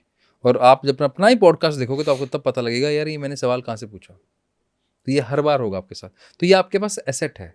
अब दिक्कत यह है कि उस एसेट को संभालने के लिए क्या आपके पास कैपेसिटी है? वही मैं पूछ रहा था। तो वो कैपेसिटी तब आएगी जब आपका एसोसिएशन स्ट्रांग होगा। एसोसिएशन कब स्ट्रांग होगा? जब आप अपने से, नॉट उम्र में, अपने से ज्यादा तजुर्बे वाले लोगों के साथ बैठोगे, सीखोगे, और फिर आप अपने आप उस एसेट को इस्तेमाल करना सीख जाओगे। अच्छा, पॉजिटिव थिंकिंग वाला और कि पॉजिटिव कैसे सोचें, क्योंकि ज्यादातर नेगेटिव सोचते हैं तो एक देखो, पॉजिटिव सोचना ही नहीं चाहिए जी। पॉजिटिव सोचना जो आजकल आप सुनते हैं सोशल मीडिया के माध्यम से, वो पॉजिटिव सोचना पॉजिटिव इल्यूजन कहलाता है। वो गलत वर्ड पॉजिटिव सोचना है, सही वर्ड पॉजिटिव इल्यूजन है। पॉजिटिव रहना चाहिए, सोचना नहीं चाहिए। जी। सोचना और रहने में फर्क है। आप मुझे फिर वही वाली बात हो जाएगी कि एक्शन नहीं लिया, वो सोच लिया। हाँ भाई, आप मुझे मान लो, मैं इसका कारण बताता हूँ। ब्रेन आपको कैसे पता लगता है कि अच्छा लग रहा है कि बुरा लग रहा है? कैसे आपको फील कैसे आता है? पूरी बॉडी में केमिकल रिएक्शन होता है। आपकी बॉडी में एक इलेक्ट्रिक सिग्नल पास होता है। एक जो आपका सेल्स हैं, 36 लाख करोड़ सेल्स हैं आपकी पूरी बॉडी में। एक सेल से दूसरे सेल्स में ट्रांसफर कैसे होता है? उसके अंदर एक इलेक्ट्रिक सिग्नल पास होता है, न्यूरोकेमिकल पास होता है। उसकी अलग अलग वैरायटीज हैं। अभी आपको शॉर्ट टर्म अच्छा लग रहा है, पिज्जा खा के अच्छा लग रहा है या चाय पी के अच्छा लग रहा है, वो डोपामाइन है। आपको बहुत प्यार चाहिए, ऑक्सीटोसिन चाहिए। आपको बहुत एग्रेशन चाहिए, या फिर आपको बहुत ही रश वाला, एक्साइटमेंट वाला चाहिए, तो आपको एड्रेनलिन चाहिए। या आपको थोड़ा सा सेरोटोनिन टाइम का, यानी कि खुशी आनंद वाला चाहिए, तो सेरोटोनिन हो गया। नींद में आप डीप स्लीप चाहते हो, मेलाटोनिन हो गया। तो ये केमिकल्स हैं जो शरीर में निकलते हैं। अब इन केमिकल से डिसाइड होता है कि आप कैसा बिहेव करेंगे या कैसा आपको फील होगा। अब आपने किसी को गाली दी या किसी ने आपको कुछ बोल दिया, उस समय आपके मन में कुछ ना कुछ तो कड़वाहट आएगी, गुस्सा आएगा। उस गुस्से के चक्कर में, उस कड़वाहट के चक्कर में, लेकिन आपने सुन रखा है पॉजिटिव रहना है, तो आप रिएक्ट नहीं कर रहे। कोई बात नहीं, आप सिर्फ रिएक्ट नहीं कर रहे, आप क्या कर रहे हो? उसको सप्रेस कर रहे हो, उस इमोशन को सप्रेस कर रहे हो। मैं ये नहीं कह रहा सामने वाले को थप्पड़ मार दो, लेकिन आपके अपने इमोशंस को आप बाहर तो निकालोगे, किसी दोस्त को बताकर, किसी अपने फ्रेंड को बताकर, किसी परिवार वाले को बताकर, किसी मेंटोर को बताकर एक्सप्रेस तो करो। तब जाके आप पॉजिटिव रह पाओगे।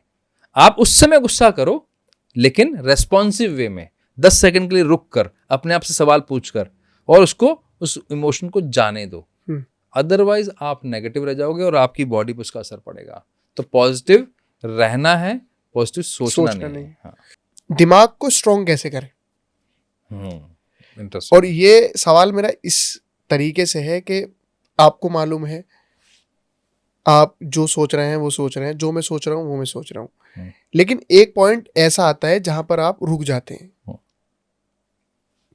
आपको सब कुछ मालूम होता है, उसके बाद में से उसके ऊपर अपने दिमाग की स्ट्रेंथ कैसे बढ़ा सकते हैं? आपको मालूम है, आप लोगों को जो है, बहुत सारे लोगों को सलाह देते हैं, उनको कोच करते हैं, सारी चीजें।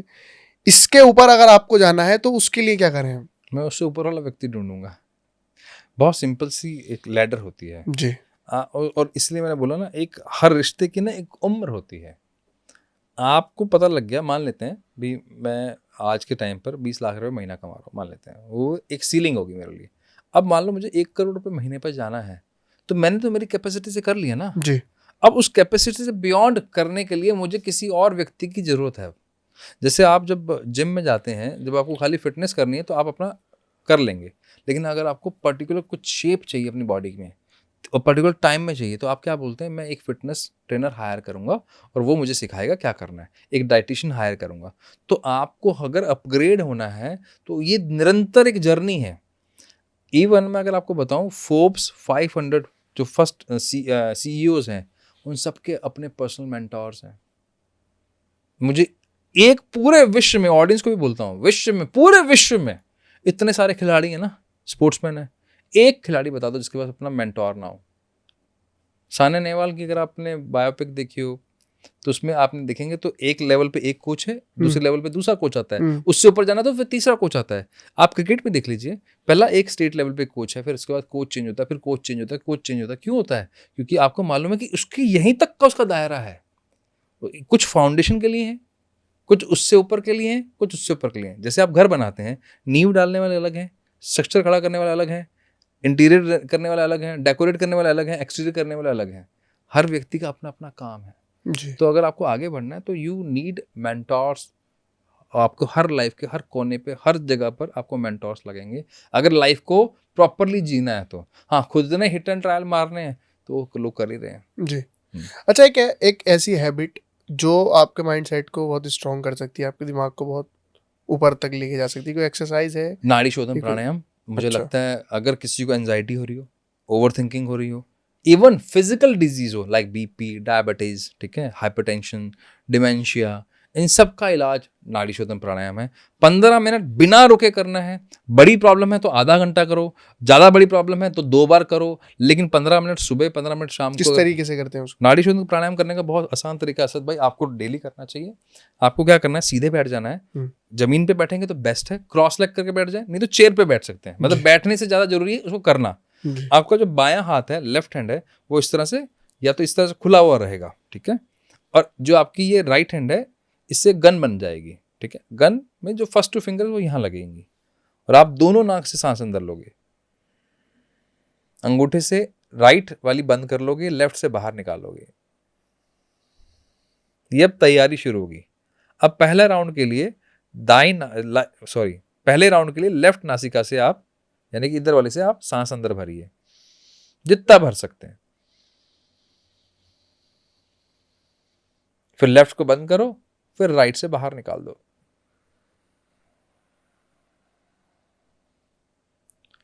फिर राइट से अंदर लीजिए,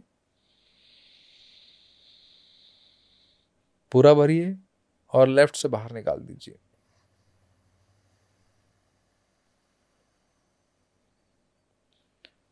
ये एक राउंड हुआ। ऐसे आपको 15 मिनट तक करने हैं। जितनी लंबी गहरी सांस होगी उतना आपके लिए अच्छा है। और इसका अगर मैं आपको साइंटिफिक बैकग्राउंड बताऊं तो आपके दिमाग में 2 तरह के ब्रेन हैं, 2 तरह के हेमिस्फीयर हैं, एक लेफ्ट और एक राइट। एक है जो आपको बहुत सोचवाता है, सही क्या है गलत क्या है, एनालिटिकल ब्रेन। दूसरा बहुत ही ओवर थिंकिंग वाला ब्रेन, क्रिएटिविटी वाला ब्रेन, सिंपैथी, जैसे जो आपने जो केस बताया आपका और आपकी मम्मा का, तो जो बहुत ज़्यादा दया भावना, सहानुभूति, प्यार, इमोशंस, तो ये राइट ब्रेन है। इन दोनों के बीच में सामंजस्य कौन बिठाएगा, कोऑर्डिनेशन कौन करेगा? नाड़ी शोधन प्राणायाम। ऐसी आपके शरीर में 2 हिस्से हैं, एक है सिंपैथेटिक नर्वस सिस्टम और एक है पैरासिम्पैथेटिक नर्वस सिस्टम। इन दोनों को बैलेंस कौन करेगा? नाड़ी शोधन प्राणायाम। चलिए इसको और तरीके से समझते हैं। आप जब काम कर रहे हो, जैसे आप मुझसे बात कर रहे हो, तो आपको सूर्य तत्व चाहिए, सूर्य नाड़ी, यानी कि आप में अग्नि का होना चाहिए, आपके अंदर जोश होना चाहिए, तो सूर्य तत्व। लेकिन जब आप घर पे हो, शांत हो, आपका इमोशंस बैलेंस होने चाहिए, चंद्र तत्व होना चाहिए। इन दोनों को बैलेंस कौन करेगा? सूर्य तत्व और चंद्र। नाड़ी शोधन प्राणायाम। तो आपकी बहुत सारी साइकोसोमैटिक बीमारियों का इलाज नाड़ी शोधन प्राणायाम है। हर व्यक्ति को रोज 15 मिनट करना चाहिए। और अगर आज आप एक राउंड भी करते हो तो आप देखना, आपको अंतर दिखना शुरू हो जाएगा। और इस पे बहुत सारी रिसर्चेस हैं, आप चाहेंगे तो मैं लिंक्स भेज दूंगा आपको। जी। अच्छा, माइंड, दिमाग के लिए भी कोई एक्सरसाइज है जो करनी चाहिए? माइंड के लिए बहुत, दिमाग को तेज करने के लिए बहुत एक शानदार एक्सरसाइज है जो आप मेरे साथ करना चाहे तो कर सकते हैं। जी। ठीक है। दिमाग के अगेन 2 हिस्से होते हैं, दोनों को आप तेज कर सकते हैं। और दिमाग हमारा दोनों हाथों से कनेक्टेड है। अच्छा। आपने डीएनए की शेप देखी हो तो इस तरह कनेक्टेड होती है, जी, उल्टी जी। होती है, मैं राइट? तो इससे अगर मैं हाथों की अगर कोई एक्सरसाइज करूं तो मेरा दिमाग तेज होगा। इसको बोलते हैं न्यूरोप्लास्टिसिटी। अच्छा। क्यों? साइंस ये कहती है दिमाग जो आपका है ना, वो ना प्लास्टिक की तरह मोल्डेबल है। जैसा शेप चाहो वैसा दे सकते हो, तो उसको आप ताकतवर बना सकते हो। किसी को अगर याद नहीं रहता तो प्रॉब्लम सॉल्व हो जाएगी, किसी को कन्फ्यूजन बहुत रहते हैं तो ये इससे दिक्कत सॉल्व हो जाएगी, किसी को रास्ते भूल जाता है तो इससे प्रॉब्लम सॉल्व हो जाएगी, किसी को लगता है यार मैं ब्रेन फॉग यानी कि सोचना समझना बड़ा मुश्किल हो रहा है तो भी ये प्रॉब्लम सॉल्व हो सकती है। लेकिन एक बार करने से नहीं होगी, रेगुलर करने से। तो आप दोनों हाथों कैसे लीजिए, दोनों हाथों को बंद कीजिए, फिर खोलिए, बंद कीजिए, फिर खोलिए, कोई दिक्कत नहीं हो रही ना। साथ साथ दिमाग में विचार भी चल रहे हैं लेकिन देखते हैं विचार कैसे बंद होते हैं। दोनों से एक बनाइए, बंद कीजिए, एक बनाइए, बंद कीजिए, कोई प्रॉब्लम नहीं है, आप भी साथ साथ बनाना। Now make a 5 from right hand और 1 बनाइए इससे, आप करो चेंज चेंज चेंज। देखो अब क्या कर रहे हो आप, जबकि आप ही के हाथ हैं। जब आप 5 बना रहे थे कोई दिक्कत नहीं, एक बनाया कोई दिक्कत नहीं, लेकिन मैंने आपको बोला 5 इससे बनाओ, 1 इससे बनाओ, अब करो change change change change change change change change change change change change change change change. तो ये है न्यूरोप्लास्टिसिटी। तो जब मैंने राइट हैंड से 5 बनाया तो मेरा लेफ्ट ब्रेन एक्टिव हुआ, मैंने जब 1 इससे बनाया तो मेरा राइट ब्रेन एक्टिव हुआ, जब मैंने दोनों हाथों से अलग अलग किया तो मेरे ब्रेन को काम करना पड़ा।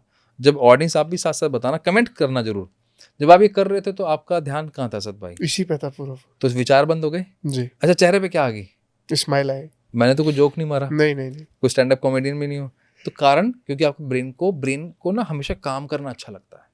जैसे आपने किया तो आपका ब्रेन बैलेंस होना शुरू हुआ, और जैसे जैसे आप करते रहोगे, रोज आप 5 मिनट के लिए करो, ऐसी बहुत सारी एक्सरसाइजेज हैं, मैं कहोगे तो वीडियो भेज दूंगा। तो अब उसकी ये जितना आप करेंगे और लगातार करते रहेंगे, इसको बहुत सारे स्पोर्ट्समैन करते हैं, ब्रेन फास्ट होता है इससे। जापान के बहुत सारे स्कूल्स में करवाया जाता है, सिंगापुर के बहुत सारे स्कूल्स में करवाया जाता है, इसको ब्रेन जिम बोलते हैं। तो इससे आपका ब्रेन फास्ट होगा, सिंपल सा है। एक और तरीका बता देता हूँ, आपने कुछ नहीं करना, आप जब भी टूथब्रश करते हैं आप कौन से हाथ से लिखते हैं, राइट या लेफ्ट? राइट। मैं जैसे लेफ्टी हूँ तो मेरे जैसे जिसका normal hand, dominant hand left है, तो मुझे राइट हैंड से ब्रश करना चाहिए। अच्छा। आपको कम से कम 1 बार, 2 बार ब्रश करते हैं हम, तो आपको कम से कम आपका 1 बार लेफ्ट हैंड से करना चाहिए। जैसे आप उल्टे हाथ से यानी कि नॉन डोमिनेंस हैंड से करोगे तो आपका ब्रेन को काम करना पड़ेगा और उसको एफर्ट लगेगा और आप फोकस्ड हो जाओगे, और फोकस की कमी आज सबसे बड़ी चैलेंज है, वो आपका चुटकियों में दूर हो गया। अच्छा विकास जी, कुछ ऐसी हैबिट हैं, कुछ ऐसे आइडियाज या ऐसे वर्क हैं जो बड़े लोग करते हैं? जो बड़े लोग करते हैं मुझे लगता है वो लॉन्ग टर्म प्लानिंग करते हैं। अच्छा। जो सबसे अच्छी लगती है मुझे, नहीं वो शॉर्ट टर्म पे बातें नहीं करते। नहीं, माइंडसेट को लेकर पूछ रहा हूँ मैं, कुछ ऐसी हैबिट या कुछ ऐसी एक्सरसाइज जो बड़े लोग ज्यादा करते हैं। बड़े लोग, अच्छा वैसे आप बिजनेसमैन की बात कर रहे हैं जैसे? नहीं, कोई एथलीट भी हो सकता है, बिजनेसमैन भी हो सकता है, कोई भी हो सकता है। वो जितने भी मैंने लोगों से मिला वहां, वो विजुअलाइजेशन जरूर करते हैं। अच्छा। विजुअलाइजेशन क्या होता है, वो अपने ना, वो जैसे आपने धुरंधर मूवी देखी हो तो उसमें ना डिटेलिंग पे बड़ी बात हुई है, हर चीज को बड़ा एकदम मतलब बिल्कुल पिन पॉइंट है। ऐसे ना जितने में आज तक मैं जितने फाउंडर से मिला हूँ, कामयाब लोगों से, वो विजुअलाइज जरूर करते हैं। वो इतना डिटेल में विजुअलाइज करते हैं कि ये वाला प्रोजेक्ट मैं जब कर रहा हूँ तो मैं कहाँ खड़ा हूँगा, मैंने क्या पहना हुआ होगा, मेरे इमोशंस कैसे होंगे, मेरे साथ में लोग कैसे होंगे, वो मेरे बारे में क्या बात कर रहे होंगे, मैं क्या बोल रहा हूँ, मेरी फीलिंग कैसी होगी, मेरे बॉडी का स्ट्रक्चर यानी कि मेरा कंधा किधर होगा, मेरा राइट हैंड किधर होगा, लेफ्ट हैंड, मतलब इतना डिटेल में करते हैं, विजुअलाइजेशन बहुत करते हैं। जैसे जब जियो आया था तब भी कहा जाता है कि उन्होंने इतना विजुअलाइज किया कि पूरे भारत में हर घर में जियो का बॉक्स लगा होगा। भी कोविड के अंदर अगर नेट नहीं होता तो हम कैरम खेल रहे होते हैं। ये कोविड में ये सेम टाइम पे आया, जो भी हुआ, कैसा कोऑर्डिनेशन बैठा, सबके घर में इंटरनेट आया और चीज़ें सबके लिए पलट गई। ठीक है, तो वो विजुअलाइज हुआ कि हर घर में इंटरनेट जाए, तो वो विजुअलाइजेशन का असर क्या हुआ, वो कहीं ना कहीं सत्य हुआ, कैसे ना कैसे हुआ। तो ये सभी में कॉमन पाया जाता है विजुअलाइजेशन। इवन जो माइकल फिलिप हैं, वो अपना स्ट्रोक तक, यानी कि उनका हाथ किस एंगल से जा रहा है, वो यहाँ तक वो विजुअलाइज करते हैं। इवन जब सचिन तेंदुलकर खेला करते थे तो वो एक एक चीज को इतना माइक्रो ऑब्जर्व करते थे, मुरलीधरन की बॉल किस एंगल से आएगी, वो हाथ किस तरह ट्विस्ट करेगा, ये तक उनको दिख जाता था। ये पावर है विजुअलाइजेशन की, क्योंकि इसके पीछे कारण है। ब्रेन का एक नया नाम है जो अक्सर लोग नहीं जानते, उसका नाम है प्रेडिक्शन मशीन। उसका काम है हर वक्त प्रेडिक्ट करना, हर वक्त आपको प्रेडिक्ट करना। प्रेडिक्ट क्या होता है, वो डेटा उठाता है और फिर आपको बताता है इस डेटा के बेस पे अगला इवेंट ये हो सकता है। इतना फास्ट चलता है कि आपको नहीं पता लगता। लेकिन स्टैंड अप कॉमेडियन इस बात को यूज करते हैं। कैसे? स्टैंड अप कॉमेडी क्या करते हैं, आपको एक जोन में लेके जाते हैं और आप प्रेडिक्ट करते हो कि इसके बाद तो ये वाला डायलॉग आएगा, इतने में उस डायलॉग को ब्रेक करते हैं और आपको क्या लगता है, या तो वाव फैक्टर आता है, वाव, या आता है शॉक फैक्टर, ये क्या हो गया। तो इसी को यूज किया जाता है, आपके प्रेडिक्शन मशीन को ब्रेक करेंगे तो वो वाव फैक्टर आएगा ही आएगा।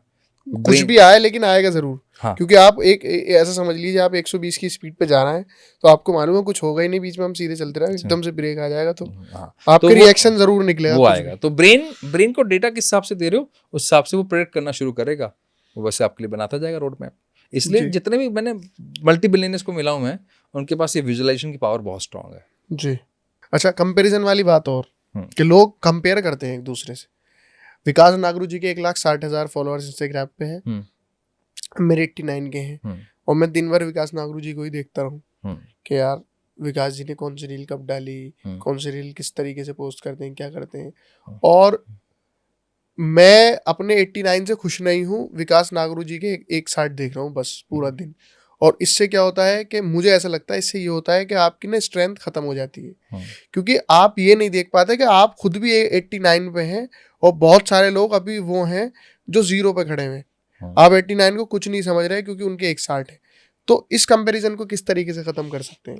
इस कंपैरिजन को खत्म करने का सबसे आसान या तरीका है, सोशल मीडिया पे ही नहीं, बिजनेस पे भी, किसी भी चीज में एक दूसरे से जो कंपेयर होते हैं, उन्होंने लाइटर नोट सीधा विकास को फोन लगाओ, पूछ भाई 1,60 कैसे हुए, फिर विकास बताएगा यार 1,60 में कुछ भी नहीं हो रहा यार, मैं तो 5 लाख वाले को देख रहा हूँ। तो ये तो एक लूप है, ठीक है, ये तो एक लूप है। एक्चुअली में ये कंपैरिजन नहीं है, ये इंस्पिरेशन है।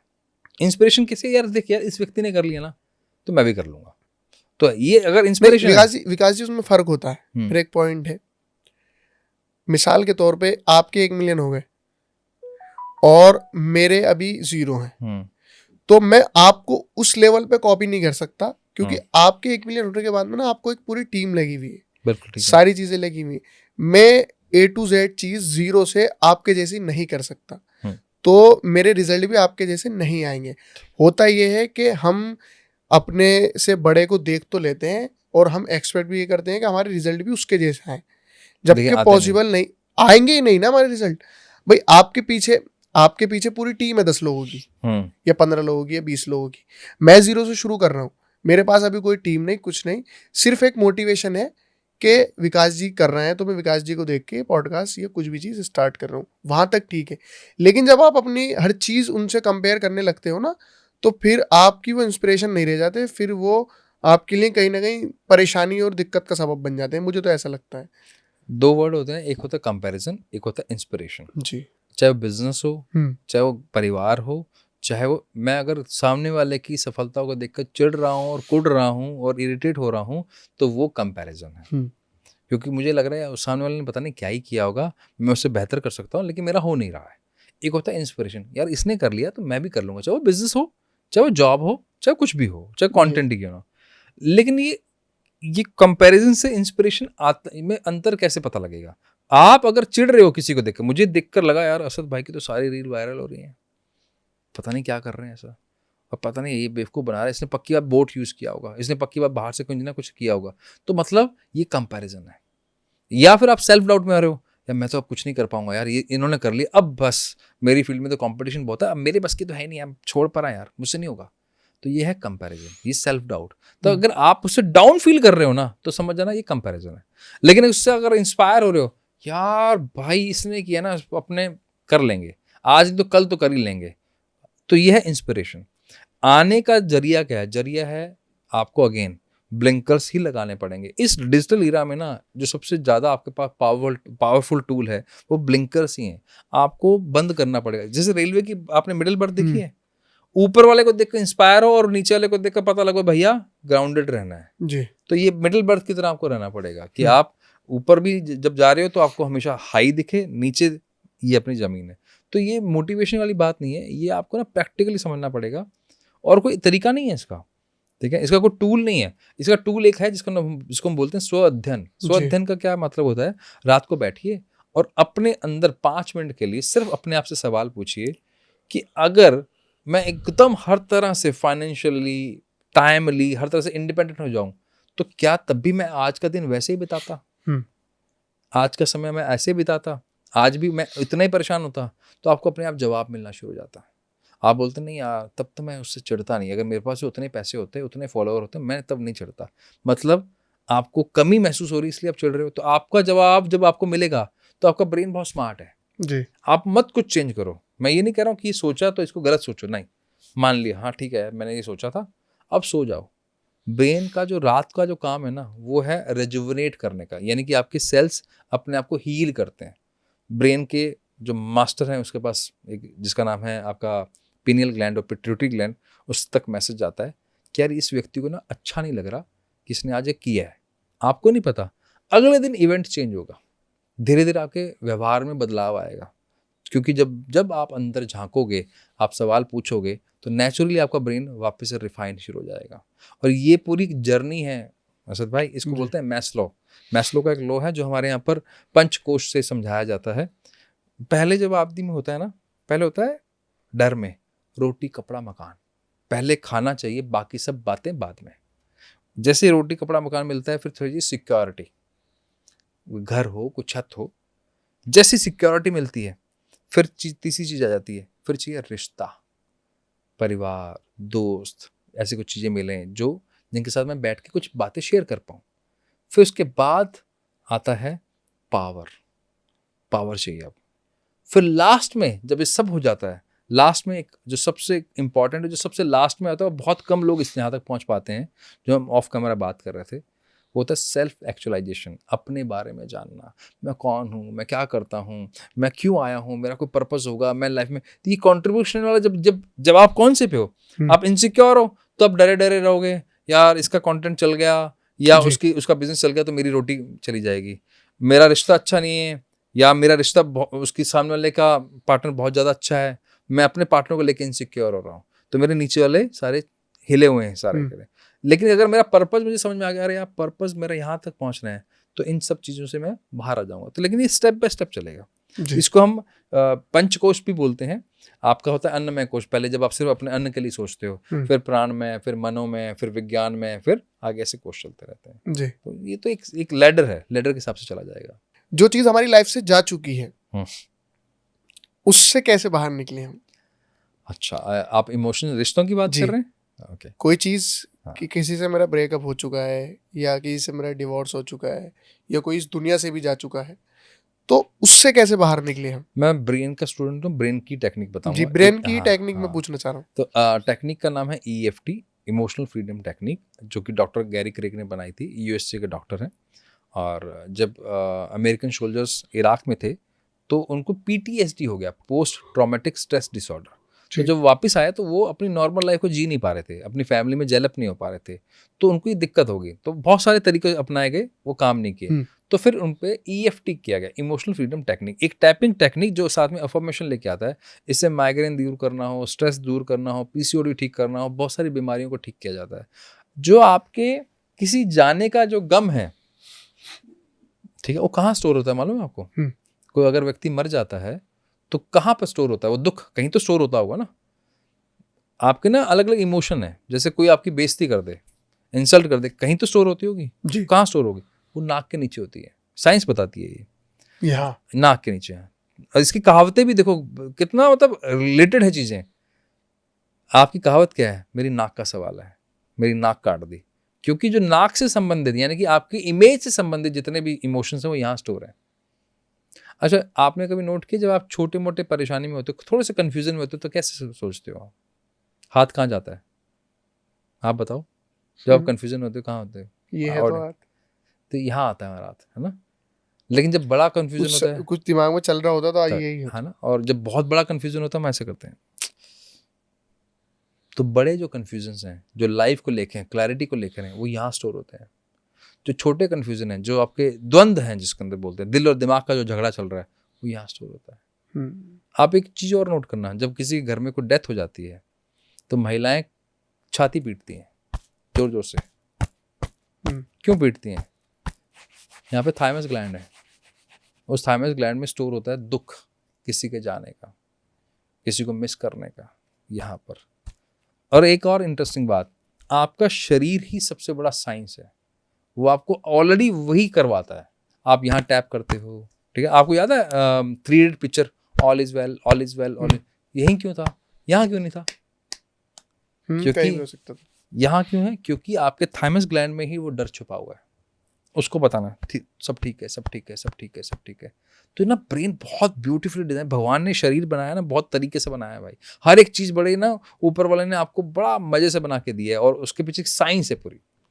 तो अगर आपको किसी भी तरह के दुख हैं किसी के जाने का, तो एक 9 राउंड की टैपिंग टेक्निक होती है, वो मैं आपको करके दिखा देता हूँ, ऑडियंस मेरे साथ साथ कर सकती है, ठीक है। यहाँ पर इसको कराटे चॉप बोलते हैं, यहाँ पर भी अलग अलग तरह के स्टोर होते हैं। तो ये 1 2 3 4 5 6 7 8 एंड 9, ये 9 जगह ऐसी हैं आपकी जो वहां पर आप टैप करते हो तो वो इमोशन बाहर चला जाता है। आप साथ साथ बोल सकते हो, जैसे मान लीजिए आपने बोला किसी का दुख है जाने का, रिलेशनशिप का, ब्रेकअप का, हाँ मेरा रिश्ता टूट गया है, आप ऐसे बोलेंगे और स्वीकारेंगे अपने आप को, हाँ मेरा रिश्ता टूट गया है, मेरा मन बहुत परेशान है, नहीं रहा जा रहा, ऐसा लगता है बस सब कुछ खत्म हो गया, लेकिन मैं फिर भी अपने आप को स्वीकार करता हूँ, अपने आप से प्यार करता हूँ। फिर यहाँ आएंगे, हाँ मेरा रिश्ता टूट गया है, मेरा मन नहीं लग रहा, मुझे कुछ समझ में नहीं आ रहा मेरा लाइफ में अब क्या होगा, मेरा जीने का भी मन नहीं है, लेकिन मैं अपने आप को स्वीकार करता हूँ, लेकिन मैं अपने आप को स्वीकार करता हूँ। फिर यहाँ पर आएंगे, मेरा मन बहुत परेशान है, बहुत ज़्यादा परेशान है, लेकिन मैं अपने आप को स्वीकार करता हूँ, लेकिन मैं अपने आप को स्वीकार करता हूँ। फिर यहाँ आएंगे, यस हो रहा हूँ मैं परेशान, क्या करूँ, हो रहा हूँ मैं परेशान, क्या करूँ अब, लेकिन मैं अपने आप को स्वीकार करता हूँ, लेकिन मैं अपने आप को स्वीकार करता हूँ। मैं अपने ऊपर काम करूँगा, मैं अपने आप से प्यार करूँगा, मैं अपने आप को प्यार कर रहा हूँ, मैं अपने आप को प्यार कर रहा हूँ। यस मैं अब चीज़ों को थोड़ा सा समझने की कोशिश कर रहा हूँ, मैं सीख रहा हूँ, मैं समझ रहा हूँ, मैं अपने आप को प्यार करता हूँ। यहाँ पर हाँ मैं अपने आप को प्यार करता हूँ, जो दुख है मैं उसे जाने दे रहा हूँ, मैं अपने आप को स्वीकार कर रहा हूँ। हाँ मेरा मन अब शांत है, हाँ मेरा मन अब शांत है, हाँ मेरा मन अब शांत है। यस मैं सीख रहा हूँ, मैं शांत हूँ, मैं अपने आप से प्यार करता हूँ। ये बस आपको राउंड करना है, और इसको अगर और बेहतर तरीके से करना है तो अपने आप को पहले मार्किंग दे लेना कि मैं इस समय बहुत परेशान हूँ, 10 में से 10 बटा परेशान हूँ। तो एक राउंड करो, फिर चेक करो 10 से 7 पे आ गए, एक और राउंड करो 7 से 5 पे आ जाओगे, तो एक और राउंड करो 5 से 3 पे आ जाओगे, और 10-15 दिन लगातार करते रहो, शरीर से ही वो दुख निकल जाएगा। इतना सा काम है जी। अच्छा विकास जी, इस पॉडकास्ट को देखने के बाद में अगर किसी को अपना माइंड सेट बिल्कुल चेंज करना हो, जो बहुत ज़्यादा ओवरथिंक करता हो, बहुत ज़्यादा चिड़चिड़ा रहता हो, परेशान रहता हो, अपने करियर को लेकर फ्रस्ट्रेट हो, और ये पॉडकास्ट देखने के बाद में उसको 30 दिन का एक रोड मैप चाहिए, तो वो क्या क्या हुआ, मतलब उसकी शुरुआत से लेके और उसके आखिर तक, और उसके लिए नींद कितनी ज़रूरी होगी, एक पूरा दिनचर्या मैं उसकी जानना चाहूँगा कि उसको 30 दिन तक ये करना चाहिए। हम पूरी दिनचर्या को बहुत सिंपल कर देते हैं जी। सिर्फ 15 मिनट हमें सुबह दे दे और 5 मिनट हमें रात को दे दे, दिन में जो मर्जी करे। अच्छा। जो मर्जी करे, और मैं आपको लिख के दे रहा हूँ, वो जो चाहेगा तो वो कर ही नहीं पाएगा, वही होगा जो उसके लिए बेस्ट होगा।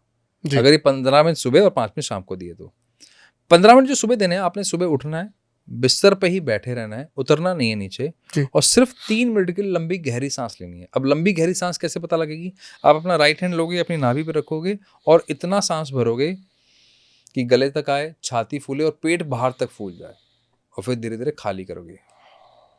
ऐसा 3 मिनट के लिए अलार्म लगाओगे और 3 मिनट के लिए करोगे। फिर करोगे आप नाड़ी शोधन, जो हमने करके देखा, वो कम से कम 6.5 मिनट का होना चाहिए। फिर आप करोगे आप भ्रामरी, ठीक है। भ्रामरी कैसे होती है मैं करके दिखा देता हूँ आपको, ठीक है।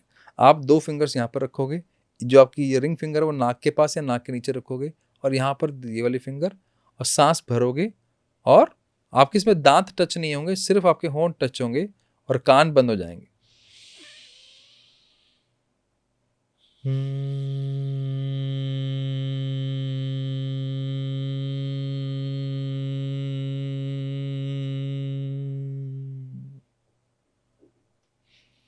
ऐसे आप 9 राउंड्स करोगे, लगभग इसमें 4 मिनट लगेंगे। फिर जो समय बचता है उसके अंदर आप विजुअलाइजेशन करोगे। बस ये 4 स्टेप सुबह कर लो। अब रात को जब सोने जाओगे तो अपनी क्लीनिंग करनी बहुत जरूरी है। पता नहीं कितने लोगों से आप मिले हो, किस किस लोगों से कैसी कैसी बातें करी हैं, दिमाग में कैसी कैसी चीज़ें आई हैं, पता नहीं कितनी चीज़ें आपने देखी हैं जो आपको पता भी नहीं है, उसको आप क्लीन करोगे। कैसे? आप घर जाइए, रात को सोने से पहले अपना मुंह हाथ धो लीजिए, पैर साफ कर लीजिए, बिस्तर पे बैठ जाइए और बस आंखें बंद कर लीजिए, और सिर्फ ये सोचना है, और सच में ईमानदारी सोचना है, यार मेरे दोनों हाथ दोनों पैर सलामत है, मैं आज घर में एकदम ठीक ठाक बैठा हूँ, अपने बिस्तर पे बैठा हूँ, अच्छा खाना खाने को मिला है। हे प्रभु, हे अल्लाह, हे मेरे वाहेगुरु, तेरा धन्यवाद, तेरा धन्यवाद। ऐसे माँ बाप मिले हैं, थैंक यू सो मच। इस लायक तूने मुझे समझा, थैंक यू सो मच। ऐसे दोस्त मिले हैं जिन्होंने शायद आपकी मदद की है चाहे नहीं की, उनका धन्यवाद, क्योंकि नहीं किए तो भी तो आप आगे बढ़ रहे हो। और फिर अपने शरीर का धन्यवाद, आपका पूरा शरीर स्वस्थ है। और ऐसे करके आपने सिर्फ ग्रेटिट्यूड करना है। और रिसर्च ये कहती है जब आप ग्रेटिट्यूड करते हो, आभार व्यक्त करते हो, आप 5 साल अपनी उम्र से यंग हो जाते हो। ये रिसर्च है, मैं नहीं बोल रहा हूँ। तो आप सिर्फ ये करके सो जाइए। अभी साइकिल समझना, अब आप सो गए तो आपको, आपने पूछा नींद कितनी चाहिए, कम से कम 6 से 8 घंटे की नींद, लेकिन कौन सी? Deep sleep. 90 मिनट की एक साइकिल होती है असद भाई। उस 90 मिनट की साइकिल में 2 चीजें होती हैं, एक होती है रैम स्लीप और एक होती है नॉन रैम स्लीप, जिसमें एक बार आंखें हिलती हैं, सपने आते हैं, और एक जिसमें आंखें नहीं हिलती हैं। 40 मिनट का एक पूरा स्लीप साइकिल चलता है। तो आप जब गहरी नींद में सो रहे हो तो नींद काम क्या करती है, क्यों चाहिए नींद? उस समय जो आपके सेल है ना, लीवर, किडनी, हार्ट, जो आपकी लार्ज इंटेस्टाइन, स्मॉल इंटेस्टाइन, आंखें, ये अपने आप को हील करती हैं, रिपेयर करती हैं। जो स्किन है, हर 45 दिन में आपकी स्किन नई बन जाती है। लीवर इतना ताकतवर है, हर 90 दिन में लीवर नया बन जाता है। तो वो कब होगा? जब उसे रात को काम करने दिया जाएगा। अब आप जब शुक्राना करके सोच रहे हो, सो रहे हो, अब आपने फीड क्या किया? अरे प्रभु, हे अल्लाह, तेरा धन्यवाद, तूने जो दिया ना सब बढ़िया। अब आपके दिमाग में कोई टेंशन नहीं है, अब आप सो रहे हो। अब सो रहे हो तो फिर बॉडी आराम से रिलैक्स कर रही है, वो हील हो रही है।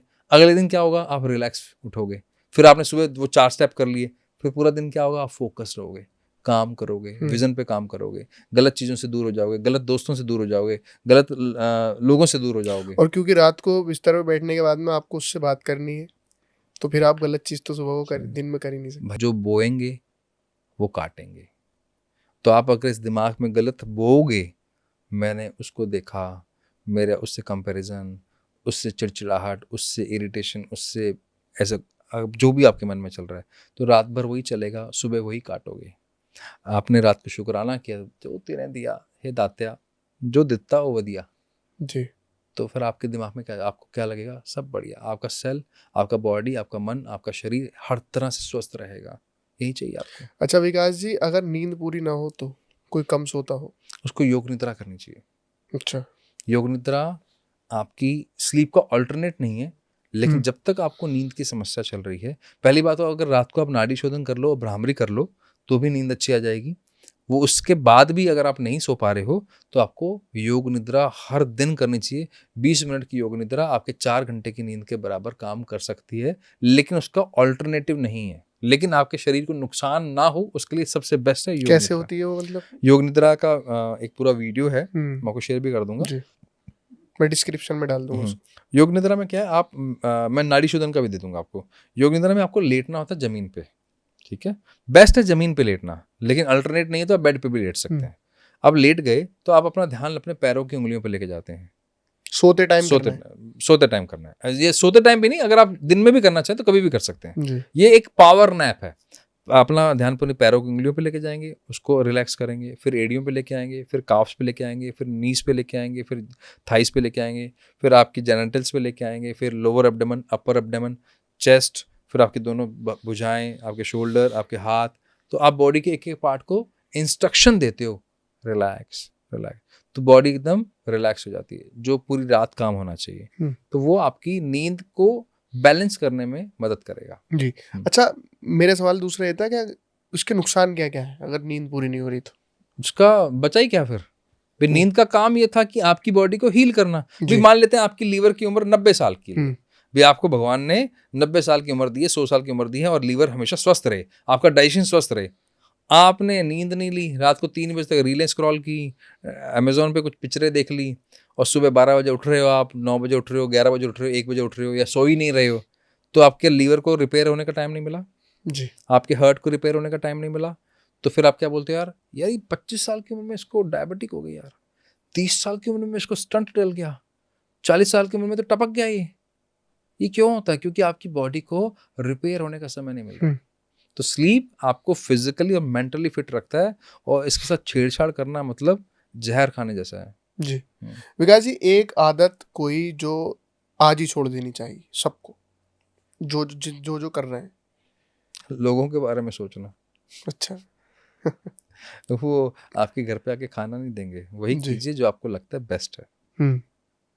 एक आखिरी सवाल मेरा और आपसे रहेगा कि मुझे कोई ऐसी 3 बातें बता दीजिए आज आप, जो अप्लाई करनी चाहिए अपनी लाइफ में, उसको बहुत अच्छा करने के लिए, माइंड से रिलेटेड हो या अपने करियर से रिलेटेड हो, कि ये 3 चीज़ें आप करने लगो तो आप ठीक रहोगे, स्ट्रांग हो जाओगे। मुझे लगता है पहला जो काम है, आपको आपकी एबिलिटीज़ पता होनी चाहिए। जी। वो हर कीमत पे अगर आपको पैसा लगाना है ना अपना, आपके पास पॉकेट में 10 रुपए बचे हैं, तो उस पे लगाओ। आपको आपकी अगर एबिलिटी पता लग गई तो आप वो कर जाओगे जो कोई और सोच भी नहीं सकता, क्योंकि अधिकतर लोग आंखें बंद करके भेड़ों की तरह चल रहे हैं, उनको पता ही नहीं कि कहाँ जाना है। हम्म। ठीक है।